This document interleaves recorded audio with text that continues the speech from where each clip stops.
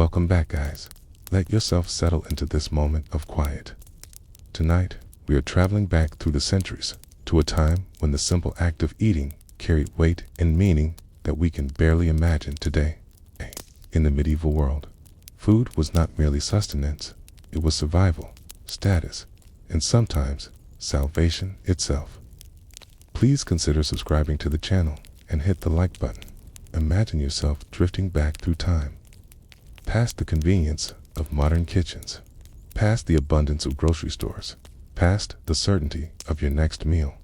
We're journeying to an age where the difference between a good harvest and a poor one could mean the difference between life and death for entire communities, where the color of your bread revealed your place in society as clearly as the clothes on your back, where spices were worth more than gold, and sugar was a luxury reserved for kings.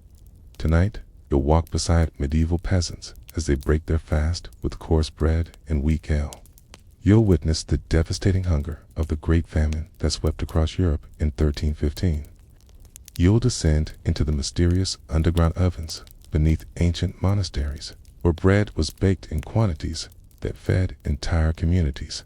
And finally, you'll glimpse the extravagant feasts of the nobility, where exotic spices from distant lands transformed simple ingredients into displays of unimaginable wealth. Let the modern world fade away as we explore what it truly meant to eat in the Middle Ages. Allow yourself to sink deeper into comfort as we discover how our ancestors lived, struggled, and found moments of simple pleasure around their tables. The rhythm of their daily lives, so different from our own, will carry you gently through the hours ahead toward rest and peaceful sleep.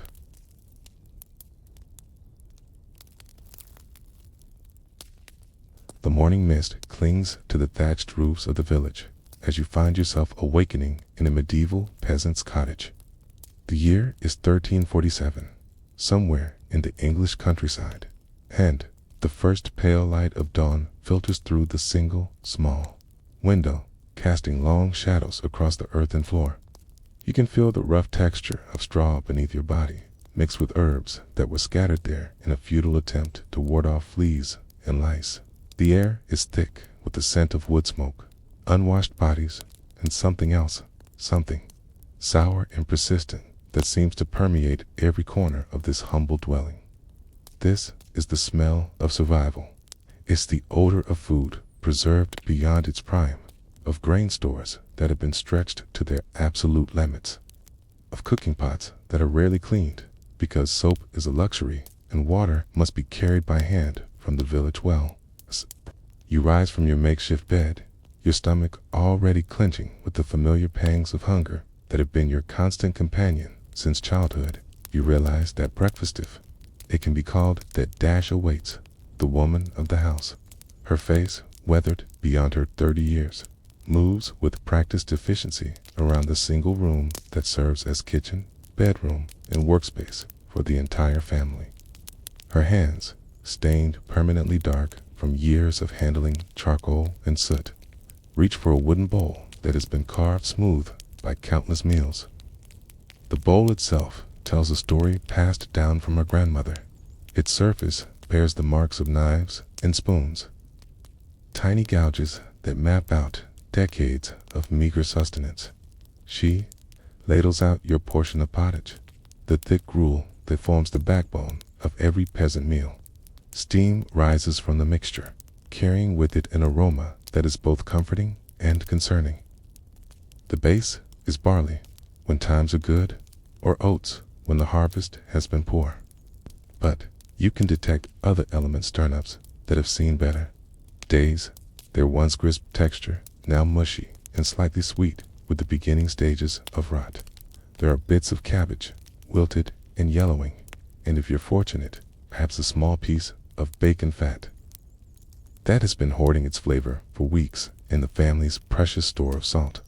The spoon placed in your hands is made of horn, carved by the husband during the long winter evenings when outdoor work was impossible. It's smooth and familiar, fitting your grip with the ease of an old friend. As you lift the first spoonful to your lips, you taste not just the ingredients, but the story of their acquisition. The barley came from the Lord's fields, gleaned after the harvest by the women and children, who were permitted to gather what remained after the official collection was complete. Every grain was precious, fought for, and carefully stored against the inevitable lean months. The texture of the pottage is substantial, designed to fill empty stomachs with the least possible expenditure of precious ingredients. Coats the throat as you swallow, leaving behind a lingering taste of earth and necessity. This is not food as pleasure, but food as fuel for the day's labor ahead. You can feel it settling heavily in your stomach, providing the foundational energy that will sustain you through hours of backbreaking. Work in the fields. Beside your bowl sits a piece of bread. If the dark, dense loaf beside you can truly be called by that name. This is maslin bread, made from a mixture of wheat and rye when both are available, or barley and oats when they are not. The wheat, of course, has long since been claimed by the lord of the manor and sold in the towns to those who can afford white bread. What remains for the peasants is coarse, heavy, and dark as the soil from which it came. The bread's crust is thick and hard, requiring real effort to tear away manageable pieces. Your teeth work against the resistant surface, and you can feel the gritty texture of grain that was ground on stones. Stones that inevitably left their own small contributions in the form of grit and sand mixed throughout the flour. The interior of the loaf is dense and chewy, an acidic temp that speaks of grain that was perhaps not quite fresh when it was milled, or flour that had been stored too long in damp conditions. Yet even this humble bread represents prosperity, compared to the darkest times you remember. During the worst months, when the grain stores ran dangerously low, the bread became even coarser, bulked out with whatever could be found daikons ground into a bitter flour, beans that turned the bread heavy and gray, even sawdust when desperation reached its peak. You've seen loaves so dark they appeared almost black, earning them the name horse bread. Though even horses might have turned away from such fair dot as you chew slowly, making each bite last, you hear the sounds of the village awakening around you. Through the thin walls comes the lowing of cattle being led to pasture, the sharp crack of a whip urging reluctant oxen toward the fields, and the voices of neighbors calling morning greetings to one another.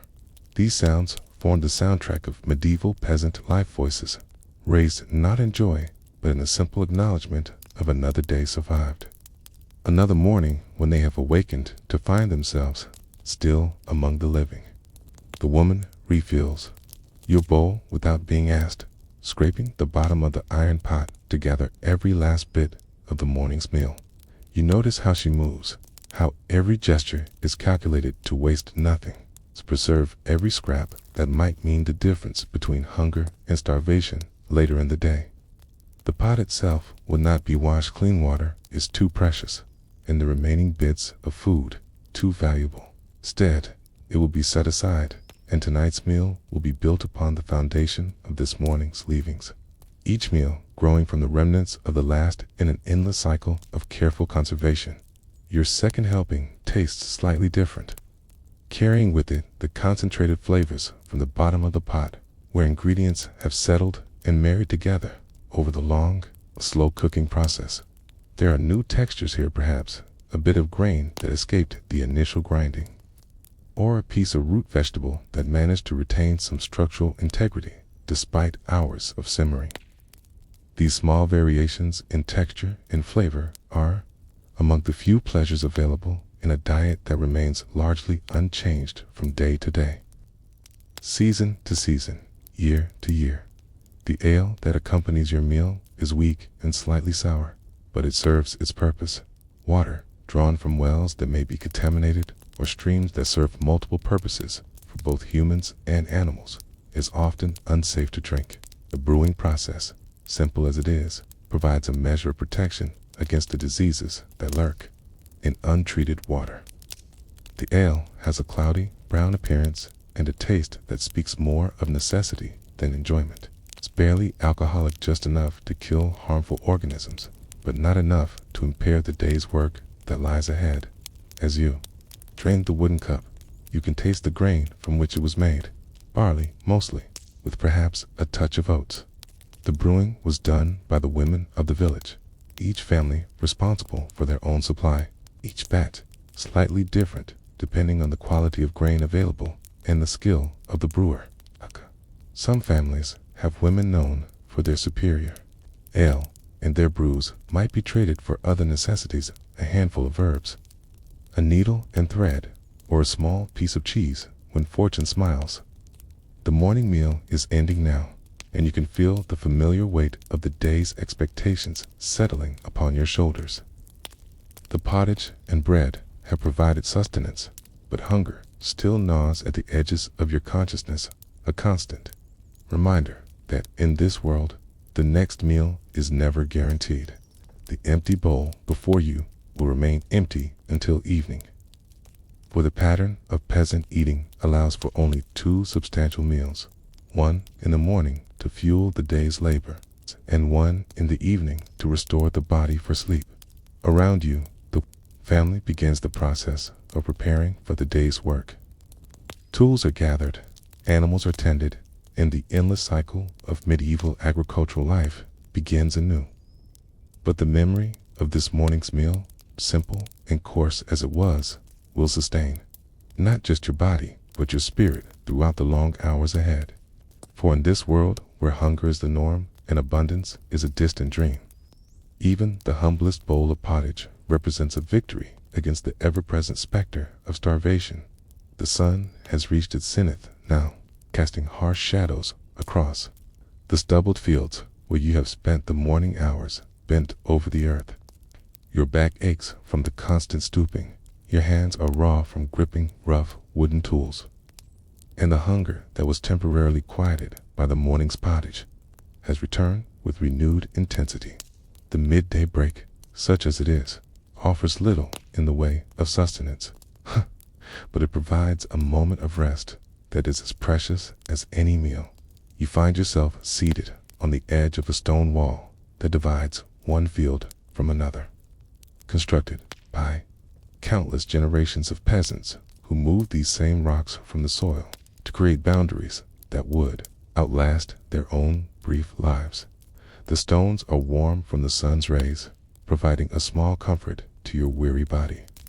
Around you, other workers have found similar refuges, some sprawled beneath the meager shade of an ancient oak tree, others simply sitting where they stopped, working, too exhausted to seek better comfort. From a small cloth bundle, you produce the remnants of this morning's bread, now even harder and more challenging to consume than it was at dawn. The heat of the day has baked what little moisture remained from the loaf, transforming it into something that requires considerable effort to make edible. You place a piece in your mouth and let your saliva slowly soften it, a process that takes patience but is necessary to avoid breaking teeth on the rock-hard crust. The bread tastes different now. It's concentrated by the day's heat and your own growing hunger. Every grain seems more pronounced, every bit of grit more noticeable. You can taste the sweat from your own hands where you've handled the bread, salt mixing with the already complex flavors of fermentation and time. This is sustenance, reduced to its most basic form: calories, consumed purely for the energy they provide, with no thought given to pleasure or satisfaction. Beside you, an older man produces a small piece of cheese from his own bundle, hard and yellowed with age. The sight of it makes your mouth water, for cheese represents a luxury beyond your current means. This man, owns a small plot of land in addition to working the Lord's fields, and his single goat provides just enough milk to occasionally produce such treasures. He notices your gaze and, with the generosity born of shared hardship, breaks off a small portion to share. The cheese is sharp and salty, its texture granular and dry from months of aging in the coolest corner of the man's cottage. It's made from goat's milk rather than cow's milk, giving it a distinctive tang that speaks of the hardy animals that can survive on the poorest pasture. As you chew slowly, savoring each morsel, you can taste not just the milk, but the herbs and grasses the goat consumed. The terroir of this particular patch of English countryside concentrated into a few precious bites. Water is passed around in a shared leather bottle, warm and slightly stale, but infinitely precious under the blazing sun. The leather imparts its own flavor to the liquid, earthy and animal-like, but you drink gratefully. Water is never taken for granted here, where wells can run dry and streams can become contaminated. Each sip is measured, calculated to provide enough hydration to continue working without depleting the precious supply too quickly. As the brief rest period ends and you return to your labors, you carry with you the knowledge that the next substantial meal lies hours away. The evening pottage will be similar to the morning's, but built upon the foundation of the morning's leavings, creating layers of flavor that develop throughout the day. If fortune smiles, there might be new additions, perhaps a handful of herbs gathered from the edges of the field, or a piece of root vegetable discovered during the day's digging. The afternoon hours stretch endlessly before you, each moment marked by the growing intensity of hunger. Your stomach has moved beyond the sharp pangs of morning hunger into the dull, constant ache of genuine deprivation. This is a sensation that modern people rarely experience. This background of physical need that colors every thought and action. Yet, for medieval peasants, it is simply the natural state of existence, as constant and accepted as the changing of the seasons. As evening approaches and the day's work finally draws to a close, you make your way back to the cottage where the morning began. The woman of the house has been busy during the day, tending to the endless tasks that keep a medieval household functioning. She has gathered herbs from the small garden plot behind the cottage, mended clothing with precious needle and thread, and prepared for the evening meal that will mark the end of another day survived. The iron pot hangs once again over the fire, suspended from a chain that can be adjusted to control the cooking temperature. But tonight's meal will be different from the morning's pottage, built as it is upon the remnants of breakfast and enhanced with whatever the day has provided. You can smell new aromas rising from the pot, the earthy scent of root vegetables that have been slow cooked until they nearly dissolve into the mixture. Herbs that add both flavor and the hope of improved health. And perhaps, if the family's fortunes have been particularly good, the rich aroma of actual meat. The meat, when it appears, is not the fresh, tender flesh that modern palates expect, but rather the tough, fibrous muscle of animals that have lived hard lives of constant labor. The family's pig, slaughtered earlier in the season, has been preserved in salt and hangs in the cottage's rafters, growing harder and more concentrated with each passing day. Small pieces are carved from this treasure, each slice representing a careful calculation of protein against the need to make the preserved meat last through the darkest months of winter. You watch as the woman adds these precious morsels to the pot, where they will simmer for hours until they become tender enough to chew. The meat has developed a deep, complex flavor during its preservation, salty and intense, with overtones of the smoke that was used in the curing process. It's not corruption you taste, but transformation, the careful alchemy by which medieval households converted perishable flesh into sustenance that could last for months. Tonight's bread comes from the same batch as the morning's loaf, but it has been supplemented with small additions that speak of the family's resourcefulness. Dried peas, soaked overnight and ground into a coarse meal, have been mixed into the dough, adding protein and creating a texture that is both more filling and more challenging to consume. The result is a bread that is heavier and more nutritious than pure grain would provide, but also more difficult to digest and less pleasing to the palate as you tear into this evening bread. You notice small dark specks throughout the love knot, the grit of stone-ground grain, but the deliberate addition of herbs and seeds that have been collected throughout the growing season. Caraway seeds add a sharp, distinctive flavor that cuts through the bread's heaviness. Dried herbs, perhaps thyme or rosemary, gathered from wild plants that grow at the edges of cultivated fields, provide both taste and the medieval belief in their medicinal properties. The evening ale is stronger than the morning's brew. The dregs of the batch that have been allowed to ferment longer and develop more alcohol. This serves a dual purpose. The stronger alcohol provides better protection against waterborne illness, and the mild intoxication helps ease the day's accumulated pains and frustrations. As you drink, you can feel the tension in your shoulders beginning to relax. It's a constant ache of hunger becoming slightly more bearable. Around the cottage, other families are engaged in similar evening rituals. Through the thin walls, you can hear the sounds of meals being prepared, children being fed, and adults discussing the day's work and tomorrow's challenges. These conversations are not the leisurely dinner talk of more prosperous times, or rather the practical discussions of people whose lives depend on careful planning and constant vigilance against want. The stew that finally emerges from the pot is thick and hearty, a far cry from the thin gruel of morning. Hours of slow cooking have broken down the tough fibers of preserved meat and transformed the day's gathered vegetables into a mixture that is both nourishing and, its own way, satisfying. The flavors have had time to meld and develop, creating a depth of taste that speaks of patience and skill in the face of taste. Limited resources. Each spoonful contains a small geography of the local area herbs from the meadow edges, vegetables from the cottage garden, grain from the Lord's fields, and meat from animals that grazed on the common pasture.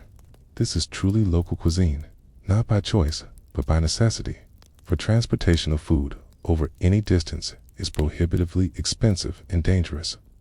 Every ingredient in your bowl has been produced within walking distance of where you sit, making each meal a taste of the specific place and season. As the evening meal concludes and darkness begins to settle over the village, you feel the deep satisfaction that comes not from abundance, but from sufficiency. Your stomach is no longer clenching with hunger. Your body has received the nutrients necessary to repair the day's damage and prepare for tomorrow's challenges. This is not the pleasure of fine dining, but the more fundamental satisfaction of survival of another day successfully navigated in a world where such success is never guaranteed. The empty bowls are set aside, not to be washed, but to be scraped clean and prepared for tomorrow's meals. The cycle will begin again with dawn, the eternal rhythm of hunger and satisfaction, work and rest that defines peasant life in medieval England. As you prepare for sleep on your bed of straw and herbs, you carry with you the knowledge that tomorrow will bring its own challenges, its own small victories, and its own humble meals that mark the passage of time in this harsh but enduring world. The weeks pass in their familiar rhythm. But as autumn deepens into winter, you begin to notice subtle changes in the meals that mark the passage of each day. The harvest is long finished, and what little surplus existed has been claimed by the Lord's tax collectors and set aside for the lean months ahead. Now begins the true test of a peasant family's resourcefulness. The long slide toward spring, when food stores will dwindle to their lowest point, and every scrap must be made to last. You wake one particularly cold morning to find frost coating the inside of the cottage's single window, and you can see your breath misting in the frigid air. The fire has burned low during the night, and the woman of the house works quickly to coax it back to life, feeding it precious dried wood that must last until spring.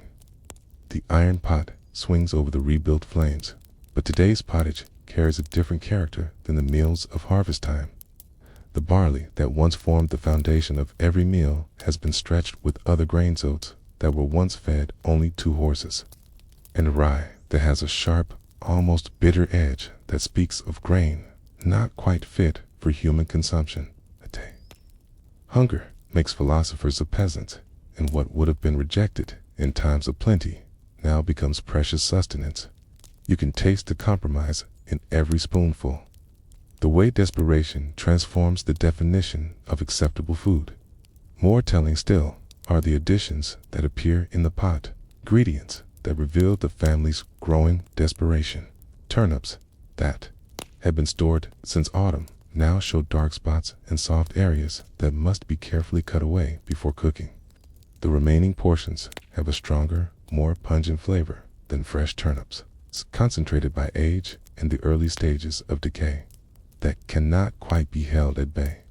Yet, they provide bulk and a measure of nutrition that hungry bodies cannot afford to refuse. The bread, too, tells the story of winter's approach. The flour has been stretched with ground acorns, gathered in autumn and processed through a laborious routine of grinding, leaching, and grinding again to remove the bitter tannins that make them inedible in their natural state. The result is a bread that is darker and denser than ever before, the faintly astringent aftertaste that reminds you with every bite that this is survival food. Sustenance born of necessity rather than choice. Bean flour has also been mixed into the bread, creating a loaf that is more nutritious but also more difficult to digest. The beans were the coals from the harvest, too small or too damaged to be stored whole. But ground into meal, they add protein that helps compensate for the decreasing quality of other ingredients. The bread sits heavily in your stomach, requiring considerable effort from your body to break down and process, but it provides lasting energy that pure grain flour cannot match. As the weeks progress, you witness the gradual transformation of a family's diet under the pressure of dwindling stores. The ale becomes weaker as the grain allocated to brewing is reduced in favor of food. Water takes on greater importance, drawn from wells that must now be checked more frequently for contamination as autumn rains wash waste from barnyards and refuse pits into the underground streams that feed the village supply. The preserved meat, so precious during the abundant days of early autumn, is now carved in ever thinner slices. Each piece examined carefully for signs of spoilage that might render it dangerous to consume. The salt used in preservation was expensive, and families who could not afford sufficient quantities now find themselves gambling with meat that exists in the dangerous zone between preservation and corruption. You learn to identify the signs, the slight discoloration that indicates the beginning of breakdown. The smell that suggests decay is winning its battle against salt, but even questionable meat is not discarded lightly. Instead, it is subjected to long, slow cooking that may kill harmful organisms while extracting every possible bit of nutrition. The stews that result from these extended cooking sessions have flavors that are complex and challenging, tasting strongly of salt and smoke and thyme. You learn to appreciate these intense flavors, not for their palatability, but for what they represent: the triumph of human ingenuity over the natural processes of decay. Root vegetables stored in the cottage's cold cellar begin to show their age as well. Potatoes, when they can be obtained, develop eyes and soft spots that must be carved away with precious iron knives. Carrots become flexible and lose their crisp texture, but they still provide sweetness and nutrition when added to the eternal pot. Onions stored in braided ropes begin to develop layers that are slimy and brown, but the sound centers can still be salvaged to add flavor to otherwise bland meals. You observe the careful calculus that governs every decision about food during these lean months. Nothing is wasted, but everything is evaluated for the balance between nutrition gained and risk accepted. Spread that has developed a blue-green mold might have the affected portions cut away and the remainder consumed. Ale that has turned sour is not discarded, but used in cooking, where its acidity might help preserve other ingredients, and its alcohol content continues to provide some protection against contamination. The rhythm of meals changes as well during the deepest winter months. The morning pottage becomes thinner, stretched with more water, to make the precious grains last longer. The evening meal gains greater importance as the primary source of the day's nutrition, but it too reflects the family's declining resources. Vegetables that would have been discarded in autumn are now carefully prepared and added to the pot. Their strong flavors, masked by careful combinations with herbs and long cooking times. Wild foods take on new importance as stored supplies dwindle. Herbs gathered and dried during the growing season are not merely seasonings now, but important sources of nutrition that may mean the difference between health and sickness during the long winter months. Nettle leaves, dried and stored, provide iron and other nutrients when added to stews. Rose hips, gathered before the first frost, offer vitamin C that helps prevent the scurvy that claims so many lives before spring returns. Even tree bark enters the diet during the worst periods, processed through techniques passed down through generations of families who have faced similar challenges. The inner bark of certain trees, when properly prepared, can provide carbohydrates that help fill empty stomachs. It requires careful processing to make it palatable and digestible, but for families facing starvation, it represents the difference between survival and death. The social aspects of eating change as well during these difficult months. Families that might have shared their plenty during harvest time now guard their resources carefully, calculating every gift against their own family's survival. Yet the bonds of community still hold, expressed through smaller gestures. A handful of grain lent to a family whose stores have run out early, or knowledge shared about where to find edible plants beneath the winter snow. You witness the way children adapt to these changing circumstances, their bodies adjusting to constant hunger as the normal state of existence. Their growth slows, their activity levels decrease, and they learn to make their small portions last through careful, deliberate eating. Yet children also prove remarkably resilient, finding ways to extract nutrition from sources that adults might overlook, maintaining spirits that often shame their elders who have forgotten how to find joy in such circumstances. The evening meals become longer affairs during winter, not because there is more food, but because the darkness comes early and fuel for lamps and candles is precious. Families gather around the cooking fire, sharing not just the warmth, but the extended time together that winter enforces. Stories are told during these long evenings, tales that pass down knowledge about which plants are safe to eat, which preservation techniques work best, and how previous generations survived similar hardships.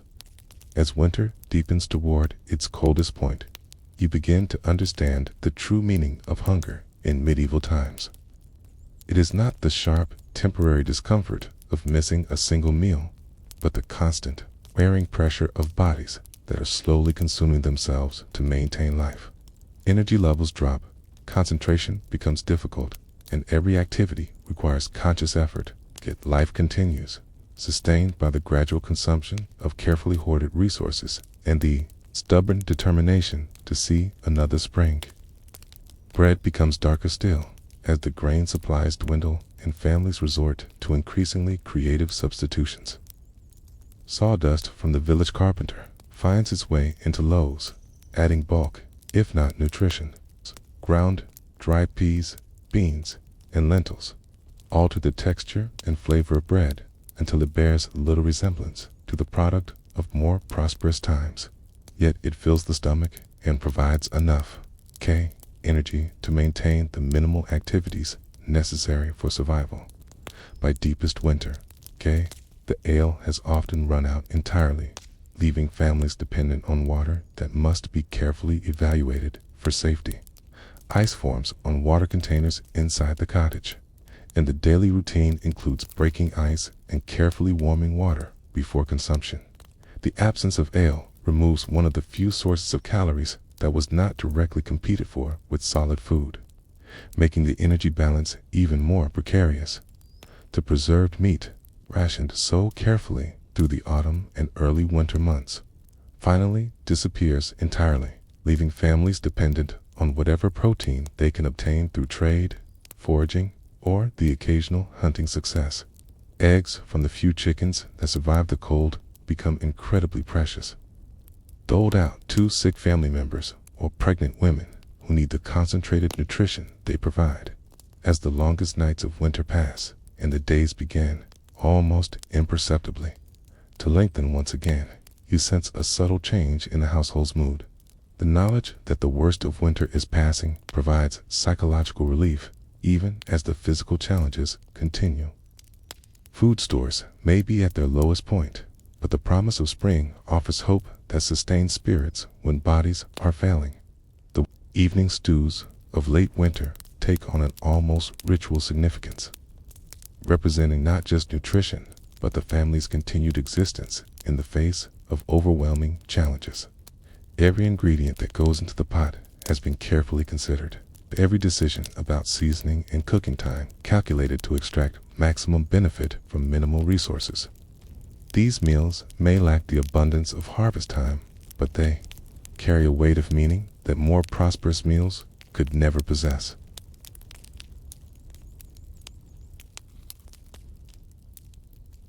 Let yourself drift now to a different time, a darker chapter in the long story of medieval survival. The year is 1315, and across all of Europe, the very foundations of existence are beginning to crumble. You find yourself in a world where even the meager sustenance we have just witnessed, that thin pottage, that coarse bread, has become an impossible luxury. This is the beginning of what historians would later call the Great Famine.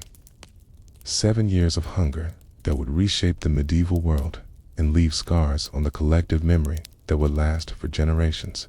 The spring of 1315 arrives with promise. As springs always do, the snow melts from the fields of northern France, where you now find yourself, and the earth begins to warm under longer days of sunlight. Peasant families emerge from their winter cottages with the cautious optimism that has sustained them through the lean months, ready to begin another cycle of planting and tending that will, they hope, restore their depleted stores and provide security for the coming year. But something is wrong with this spring, something that becomes apparent only gradually. As the weeks pass, the rains that should have been gentle and intermittent become constant and torrential. Day after day, water falls from gray skies that seem perpetually pregnant with more moisture. The fields that should be drying out for planting remain waterlogged, transformed into vast expanses of mud that swallow the feet of anyone foolish enough to venture into them. You stand at the edge of what was once a productive wheat field, watching as the carefully prepared furrows disappear under standing water that reflects the leaden sky, the seed grain that represents the family's investment in the future, carefully saved from last year's harvest and hoarded through the hungry months of winter, lies somewhere beneath that water, rotting instead of germinating. The smell that rises from the flooded fields is the sour, organic odor of decomposition, of hope dissolving into the mud. The village priest leads prayers for the rain to cease, but his voice carries a note of uncertainty that was absent in previous years when occasional bad weather required divine intervention. This is different. This rain has a persistence and intensity that speaks of fundamental disruption in the natural order that has governed agricultural life for as long as anyone can remember. The old men of the village shake their heads and mutter about signs and portents, but their knowledge, accumulated over decades of farming, offers no guidance for dealing with rain that simply would not stop. Week after week, the deluge continues. Rivers that normally run within their banks now spread across the landscape, carrying away topsoil that took centuries to develop and depositing it uselessly in distant valleys. Roads become impassable quagmires that trap carts and swallow horses. The carefully maintained boundaries between fields disappear under the universal gray-brown of mud and standing water. As spring turns toward summer with no improvement in the weather, you begin to understand the true dimensions of the catastrophe that is unfolding. This is not simply a bad year that can be weathered through careful management and community cooperation. This is a fundamental breakdown of the agricultural system that supports all of medieval civilization. The grain that should have been planted in April remains unplanted in June. The fields that should be showing the green shoots of new growth remain barren expanses of water and mud. The first signs of genuine hunger appear earlier than anyone expected. Families that entered the spring with confidence that they could stretch their winter stores until the new harvest now find themselves calculating how many days their remaining food might last. The careful rationing that was a normal part of late winter and early spring becomes desperate hoarding as it becomes clear that no new harvest will arrive to replenish empty stores. In the cottage where you now find yourself, the morning pottage has changed dramatically from even the lean version of late winter. The barley that once formed its foundation has been stretched with increasing amounts of water, creating a gruel so thin that it provides more psychological comfort than actual nutrition. Herbs gathered from the edges of flooded fields add flavor in the hope of medicinal benefit, but they cannot replace the calories that hungry bodies desperately need. The bread, when bread can be made at all, bears little resemblance to anything that would have been recognized as such in better times. Acorn flour, so carefully processed in previous autumns to remove its bitter tannins, now makes up the majority of each loaf. Ground tree bark adds bulk but little nutrition, creating a substance that fills the stomach without truly feeding the body. The taste is harsh and challenging, requiring considerable water to choke down. The water itself has become a concern, as wells are contaminated by the runoff from flooded fields and waste pits. You watch as the woman of the house carefully divides the day's bread among the family members, each portion weighed not just against hunger, but against the complex calculations of who can afford to be weak and who must maintain strength for the physical labor that survival demands. Children receive slightly larger portions because their growing bodies cannot sustain the level of deprivation that adults might survive. The elderly receive smaller portions, grim acknowledgement of triage decisions that no family should have to make. The social fabric of the village begins to show signs of strain as the summer progresses without improvement. Families that have lived as neighbors for generations begin to eye each other with suspicion, wondering who might be hiding stores of grain or other food. The cooperative spirit that marks medieval agricultural communities in normal times gives way to a more primitive concern for family survival above all other considerations. Trade between villages, never robust in the best of times, virtually ceases as communities turn inward to protect whatever resources they still possess. The roads, even if they were passable, carry no merchants with grain to sell. The regional markets that once provided opportunities to exchange surplus goods for necessities have collapsed as surplus disappears and necessity becomes universal. You observe the way hunger changes people. It's not just physically, but psychologically and socially. Conversations that once ranged over village gossip, seasonal work, and family concerns now focus obsessively on food. Who has it? Who doesn't? Where it might be obtained? And how long current supplies might last?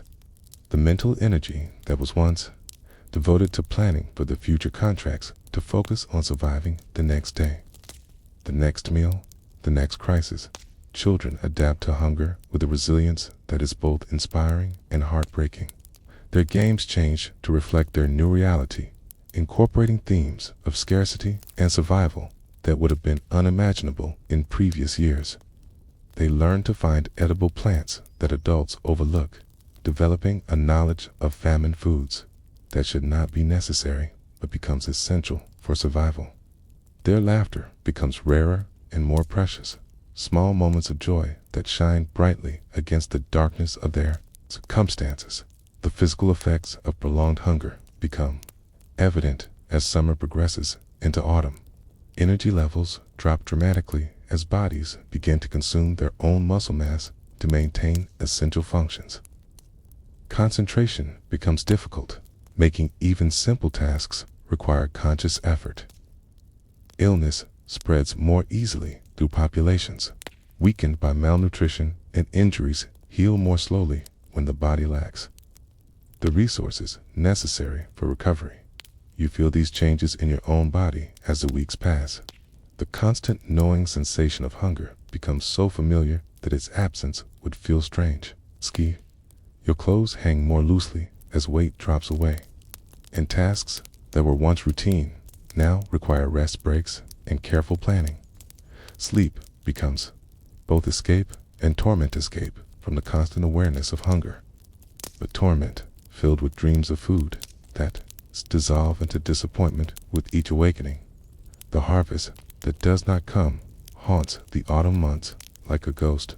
Fields that should be golden with ripe grain remain gray-brown wastelands of mud and failed hopes.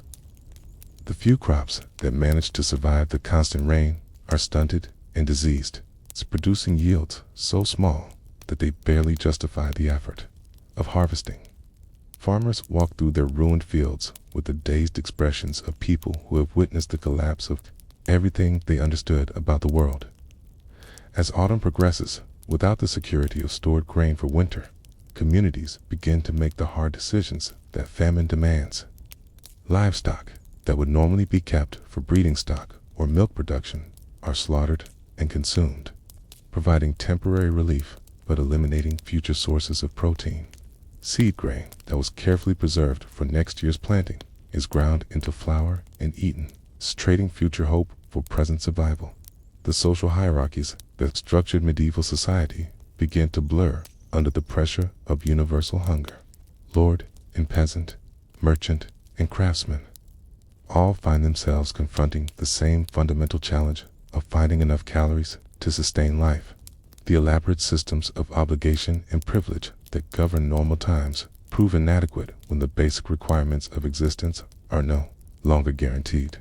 Religious observances take on new intensity and desperation as communities seek divine intervention for their plight. Processions wend through flooded streets carrying religious relics and pleading for the rain to stop and the sun to shine. Fasting, which was once a spiritual discipline, becomes indistinguishable from the involuntary starvation that defines daily existence.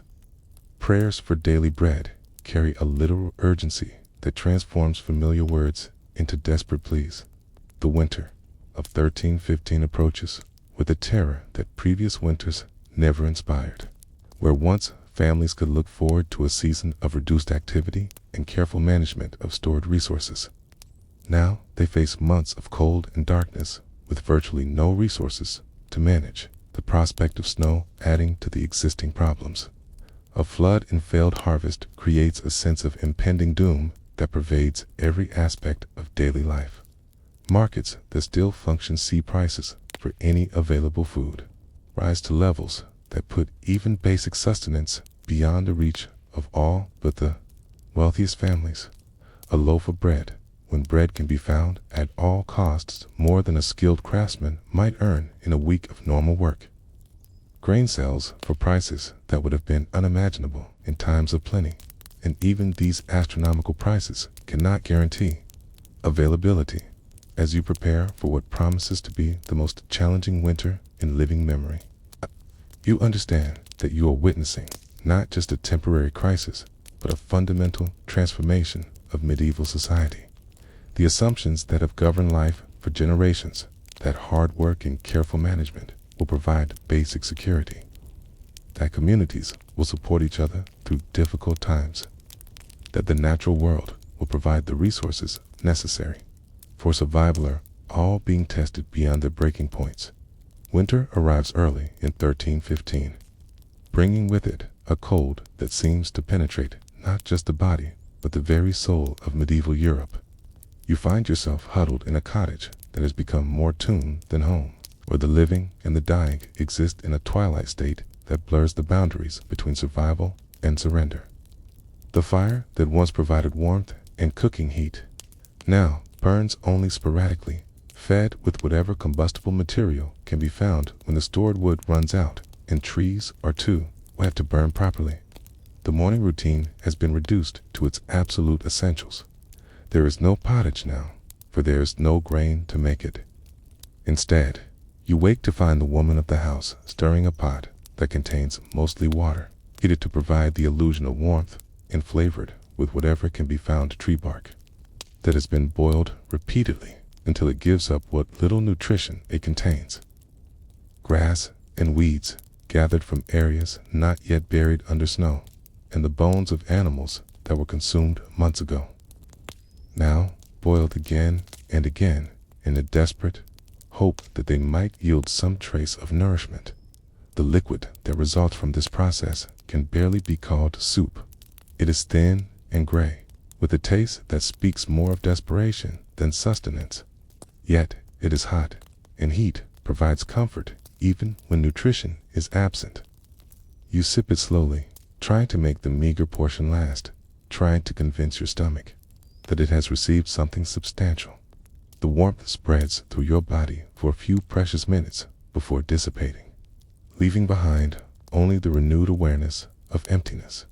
Bread has become a memory, spoken of in hushed tones, like a deceased relative whose presence is missed but can never be recovered. The last of the grain stores was consumed weeks ago, ground into flour that was mixed with so many non-nutritious additives that the resulting loaves bore no resemblance to anything that could properly be called bread. Now, even those substitutes are gone, leaving families to survive on whatever they can forage from a landscape that has been picked clean by countless other desperate searchers. You venture outside the cottage into a world transformed by hunger and desperation. The village that once bustled with activity now moves with the slow, deliberate pace of people conserving every possible calorie. Neighbors who once called cheerful greetings to each other now pass with barely a nod, each wrapped in their own struggle for survival and unwilling to expend energy on social niceties that serve no practical purpose. The bodies you see around you tell the story of prolonged starvation with a clarity that words cannot match. Faces have become gaunt and hollow, with eyes that seem too large for their sockets. Clothes hang loosely on frames that have shrunk, as muscle mass has been consumed to keep essential organs functioning. People move slowly and carefully, each step calculated to avoid the expenditure of unnecessary energy. Children, once the most resilient members of the community, now show the effects of malnutrition with heartbreaking clarity. Their growth has not just slowed, but reversed, their bodies cannibalizing themselves to maintain life. They rarely play now, lacking the energy for activities that once filled their days with laughter and movement. Instead, they sit quietly, their large eyes tracking any movement that might indicate the presence of food. The elderly, who entered the famine as repositories of wisdom and experience, have become the first casualties of systematic starvation. Their bodies, already weakened by decades of hard labor and marginal nutrition, cannot sustain the level of deprivation that younger people might survive. You have watched as one by one the oldest members of the community simply fade away, their deaths marked not by dramatic final moments, but by gradual diminishment until life simply ebbs away. Death has become commonplace, robbed of the ritual and ceremony that once marked a passage from life to whatever lies beyond. Bodies are buried in shallow graves dug by people who lack the strength for proper interment. The traditional mourning periods are compressed or eliminated entirely, not from lack of respect, but from the simple recognition that the living cannot afford to expend energy on elaborate remembrances of the dead. The social structures that once governed village life have collapsed under the pressure of survival. The careful hierarchies of obligation and respect that structured medieval society prove meaningless when everyone faces the same fundamental challenge of finding enough calories to sustain life for another day. The lord of the manor, if he has survived at all, commands no more respect than the lowliest peasant when both are equally hungry. Crime, once rare in tight-knit rural communities, becomes commonplace as desperation overrides the moral constraints that govern behavior in times of plenty. Food, when any can be found, must be guarded carefully against neighbors who might once have been trusted friends. Theft of even the smallest scrap of nourishment becomes punishable by death, not through formal legal proceedings, but through the immediate violence of people pushed beyond their limits. You witness scenes that will haunt your dreams for whatever time remains to you. Families forced to choose which members will receive the last portion of food and which will be allowed to starve. Parents who can no longer recognize their own children, their minds clouded by the fog of severe malnutrition. Communities that resort to practices that would have been unthinkable in better times, driven by hunger to cross moral boundaries that once seemed absolute. The few sources of food that remain are sought with an intensity that borders on madness. Tree bark, processed through techniques passed down from previous famines, provides bulk but little nutrition. Leather goods are boiled into a soup that provides some protein, though the taste is challenging and the nutritional value questionable. Grass and weeds are gathered whenever the snow melts enough to expose them, though they too provide little real sustenance. Animals fare no better than humans in this transformed world. Livestock that might have provided milk or eggs have long since been slaughtered and consumed. Dogs and cats, once pets and working animals, have disappeared into cooking pots as hunger overrides sentiment. Even rats and mice become precious sources of protein when they can be caught. Their small bodies providing barely a mouthful of meat, but representing treasures beyond price in a world where any source of animal protein is precious. The weather continues its relentless assault on a population already weakened by hunger. Snow falls heavily, blocking roads and isolating communities from any possible sources of aid. The cold saps what little energy remains in bodies that are already operating at the margins of survival. Fuel for heating becomes as precious as food, and families huddle together for warmth in rooms where the temperature barely rises above freezing. Religious observances continue, but they take on a desperate character that reflects the community's dire circumstances. Prayers for deliverance become increasingly frantic as months pass without improvement. The church's teachings about patience and acceptance in the face of suffering ring hollow when that suffering has passed beyond anything could be considered a test of faith, and has become simply a prolonged dying. You spend your days in a haze of hunger-induced lethargy, your mind clouded by malnutrition and your body moving with the slow deliberation of someone who must carefully consider every expenditure of energy. Time seems to move differently when every moment is focused on the basic requirements of continued existence. Hours pass unnoticed as you sit motionless, conserving energy, while minutes spent in any activity feel like hours. Sleep becomes both refuge and torment. Your body craves the rest that might help conserve energy, but sleep brings dreams of food that are so vivid and detailed that waking becomes a renewed torture. In dreams, you feast on elaborate meals, taste flavors that your memory can barely reconstruct, and experience the satisfaction of a full stomach.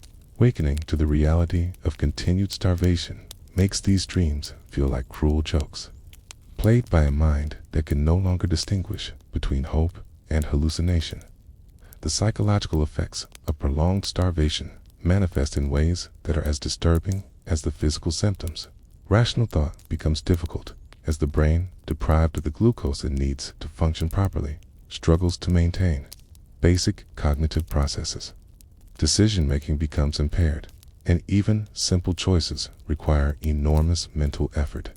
Memory becomes unreliable, with recent events fading, while distant memories sometimes become startlingly vivid. Relationships within families strain under pressures that would have been unimaginable in normal times. The bonds of affection and obligation that hold families together are tested when love must compete with the basic instinct for survival. Parents must watch their children waste away while being unable to provide help. Spouses must decide whether to share their last morsel of food or consume it themselves in the hope of maintaining enough strength to to search for more. As winter deepens toward its coldest point, you begin to understand that survival may not be a matter of willpower or resourcefulness, but simply of chance. Some bodies prove more resilient than others in the face of starvation.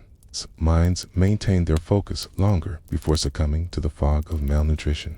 Some families receive small pieces of good fortune, a hidden cache of grain, a successful hunt, a gift from relatives in less affected areas that provide just enough additional resources to tip the balance between life and death.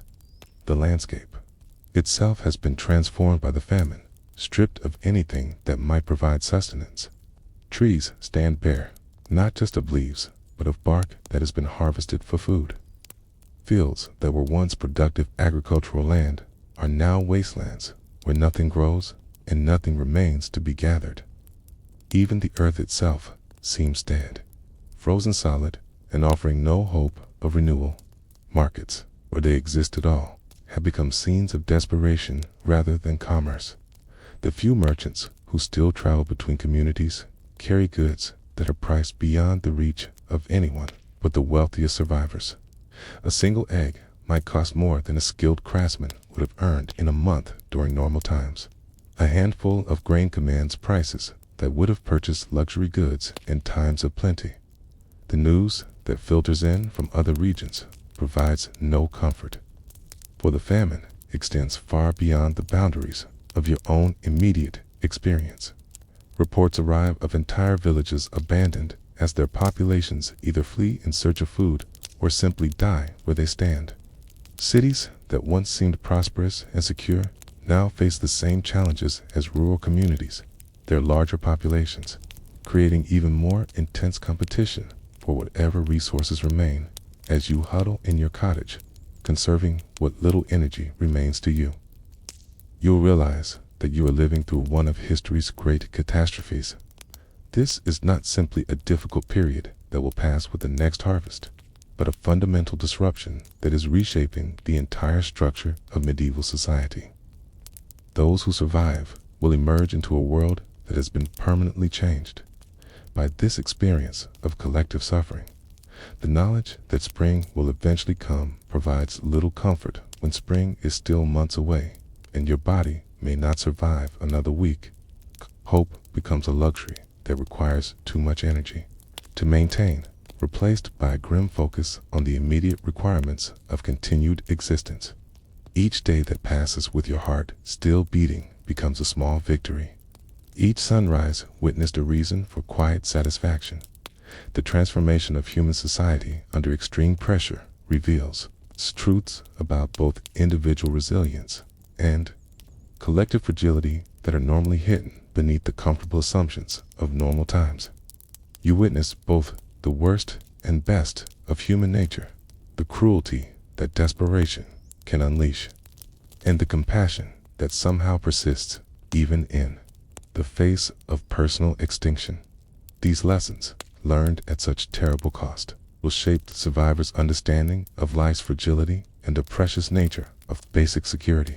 As the longest nights of winter slowly give way to the gradual lengthening of days, you cling to the biological knowledge that this is how seasons work, that even in the darkest times, change is inevitable and spring will eventually return.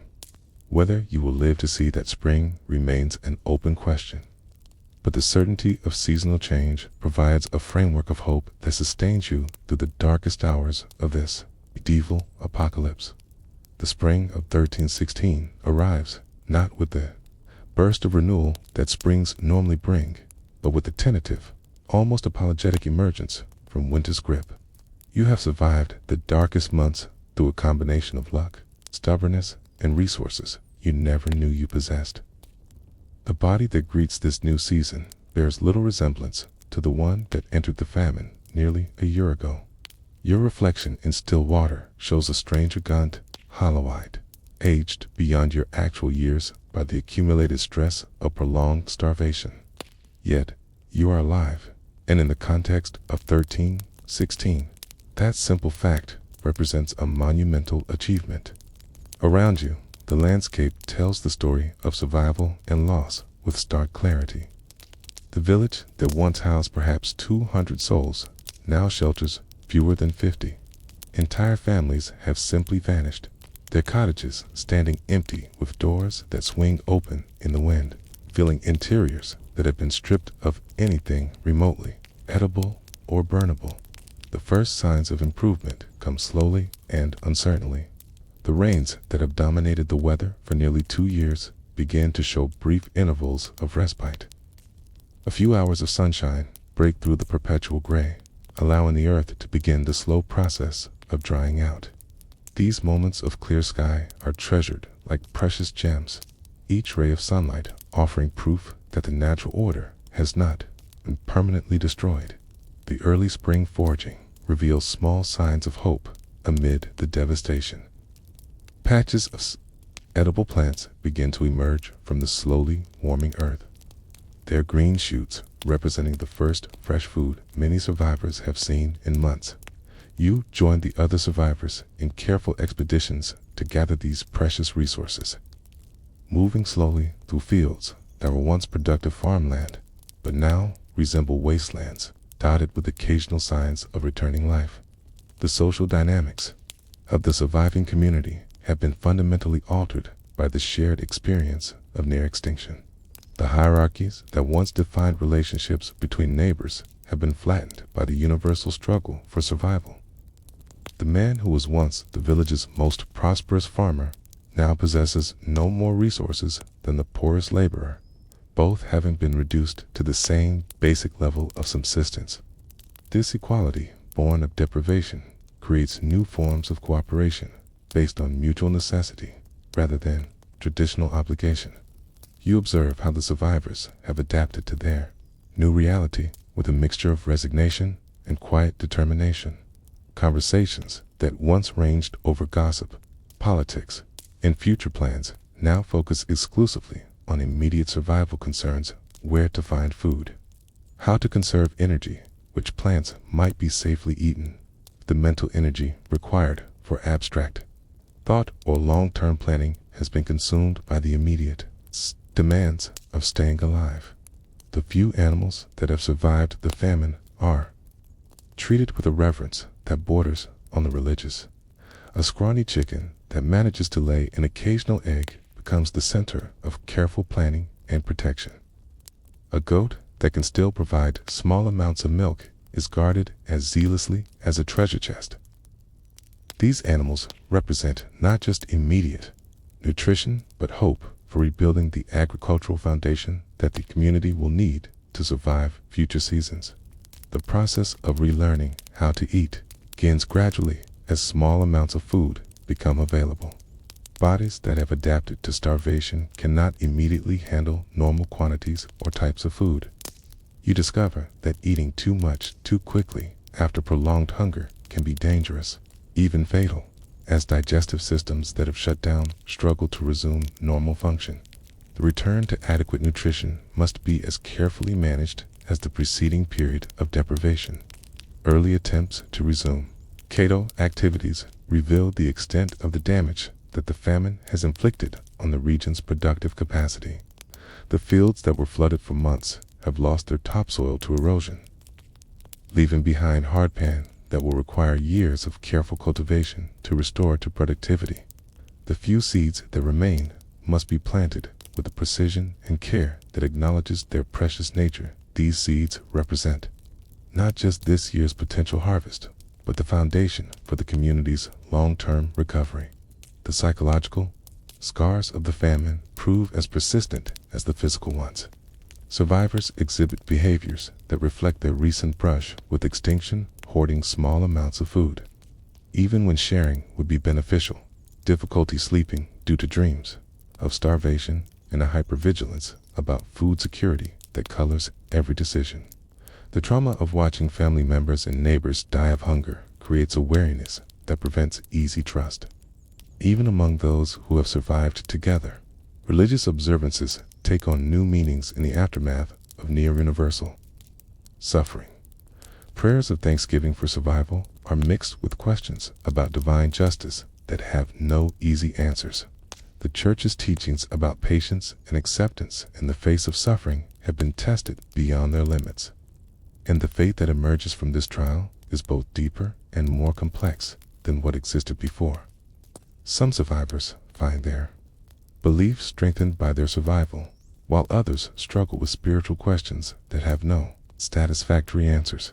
The gradual improvement in weather conditions allows for the slow resumption of trade and communication with other regions. News begins to filter in about the famine's impact across Europe, revealing the staggering scale of the catastrophe. Entire regions have been depopulated.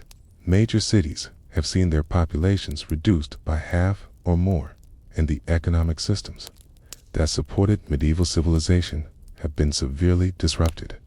The famine has not been a local tragedy, but a continental disaster that will shape European society for generations. As summer approaches, the first tentative harvest activities begin.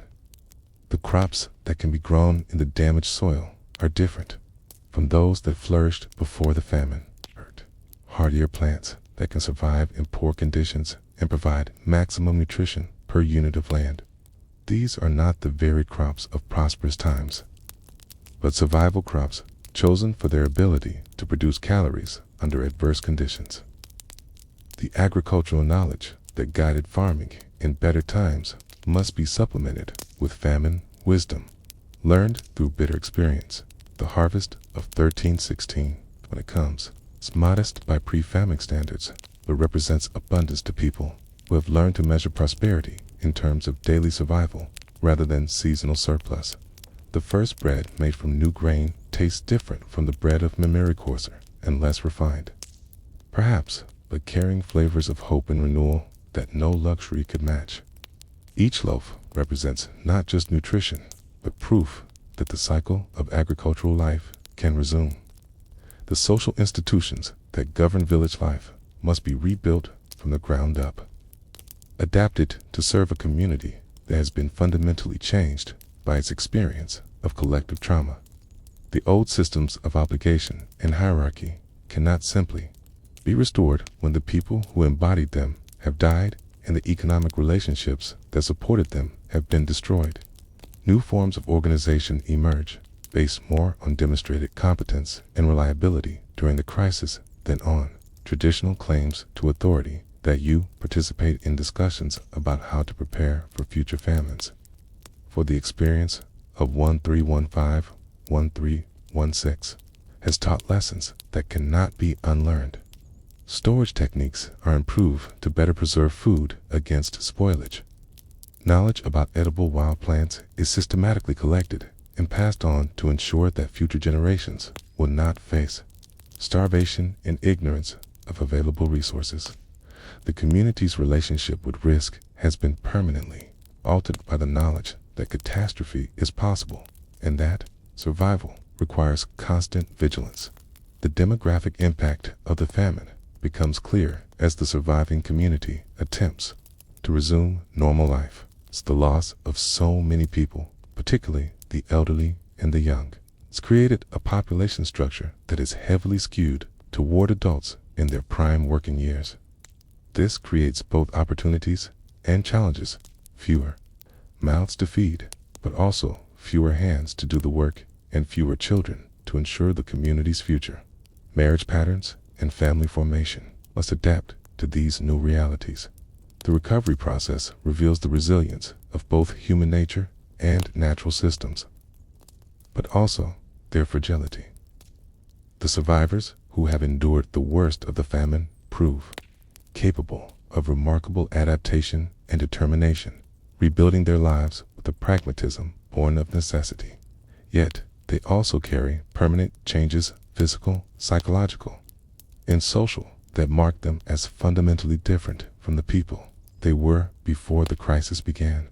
The economic systems that began to emerge from the famine's wreckage reflect new understandings about the relationship between security and prosperity.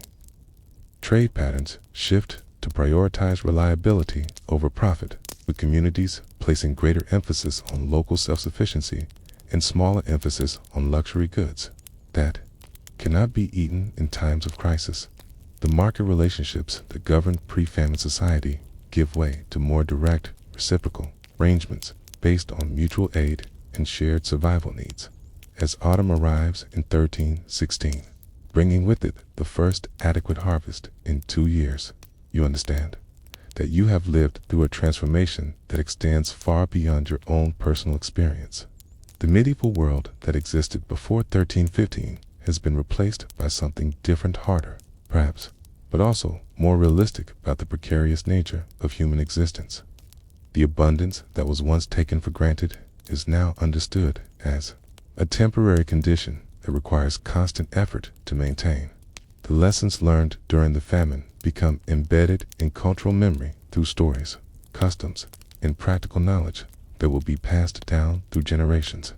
Children born after the famine will grow up hearing tales of the hungry years that will shape their understanding of food, security, and community obligation.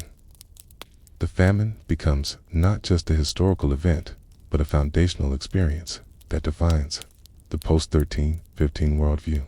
The final resolution of the Great Famine comes not with dramatic fanfare, but with the quiet acknowledgement that normal harvest cycles have resumed, and that communities have developed the knowledge and resources necessary to prevent future catastrophes of similar magnitude. The crisis that once seemed to threaten the complete collapse of medieval civilization has instead become a catalyst for adaptation and change that will ultimately strengthen the societies that survive it. As you settle into the routines of a post-famine world, you carry with you memories that will never fade and knowledge that will never become irrelevant. You have learned that survival is not guaranteed, that civilization is more fragile than it appears, and that human resilience has depths that are only revealed under extreme pressure. These lessons, painful as they were to acquire, provide a foundation of wisdom that no period of prosperity can shake. The Great Famine of 1315 to 1322 will be remembered not just as a period of suffering, but as a time when medieval society discovered its capacity for adaptation and renewal. The communities that emerged from the crisis were different from those that entered it, smaller, harder, more realistic about their limitations, but also more knowledgeable about their strengths. The famine that seemed to threaten destruction ultimately became a source of transformation that would influence European development for centuries to come. In the years that follow, as abundance gradually returns and the immediate memories of hunger begin to fade, the survivors will sometimes wonder if the famine was as severe as they remember. But the changes it wrought in personality, society, culture will serve as permanent reminders of the years when all of Europe learned what it truly meant to be hungry. The knowledge gained through that suffering will never be completely lost, remaining available to guide future generations through whatever challenges they may face. The story of the Great Famine ultimately becomes a testament to both human vulnerability and human strength, reminder that catastrophe is always possible, but that survival, recovery, and even growth can emerge from the darkest circumstances. As you drift toward sleep in a world where food security has been restored, but never again taken for granted, you carry with you the hard-won wisdom of those who have looked into the abyss and found the strength to climb back out.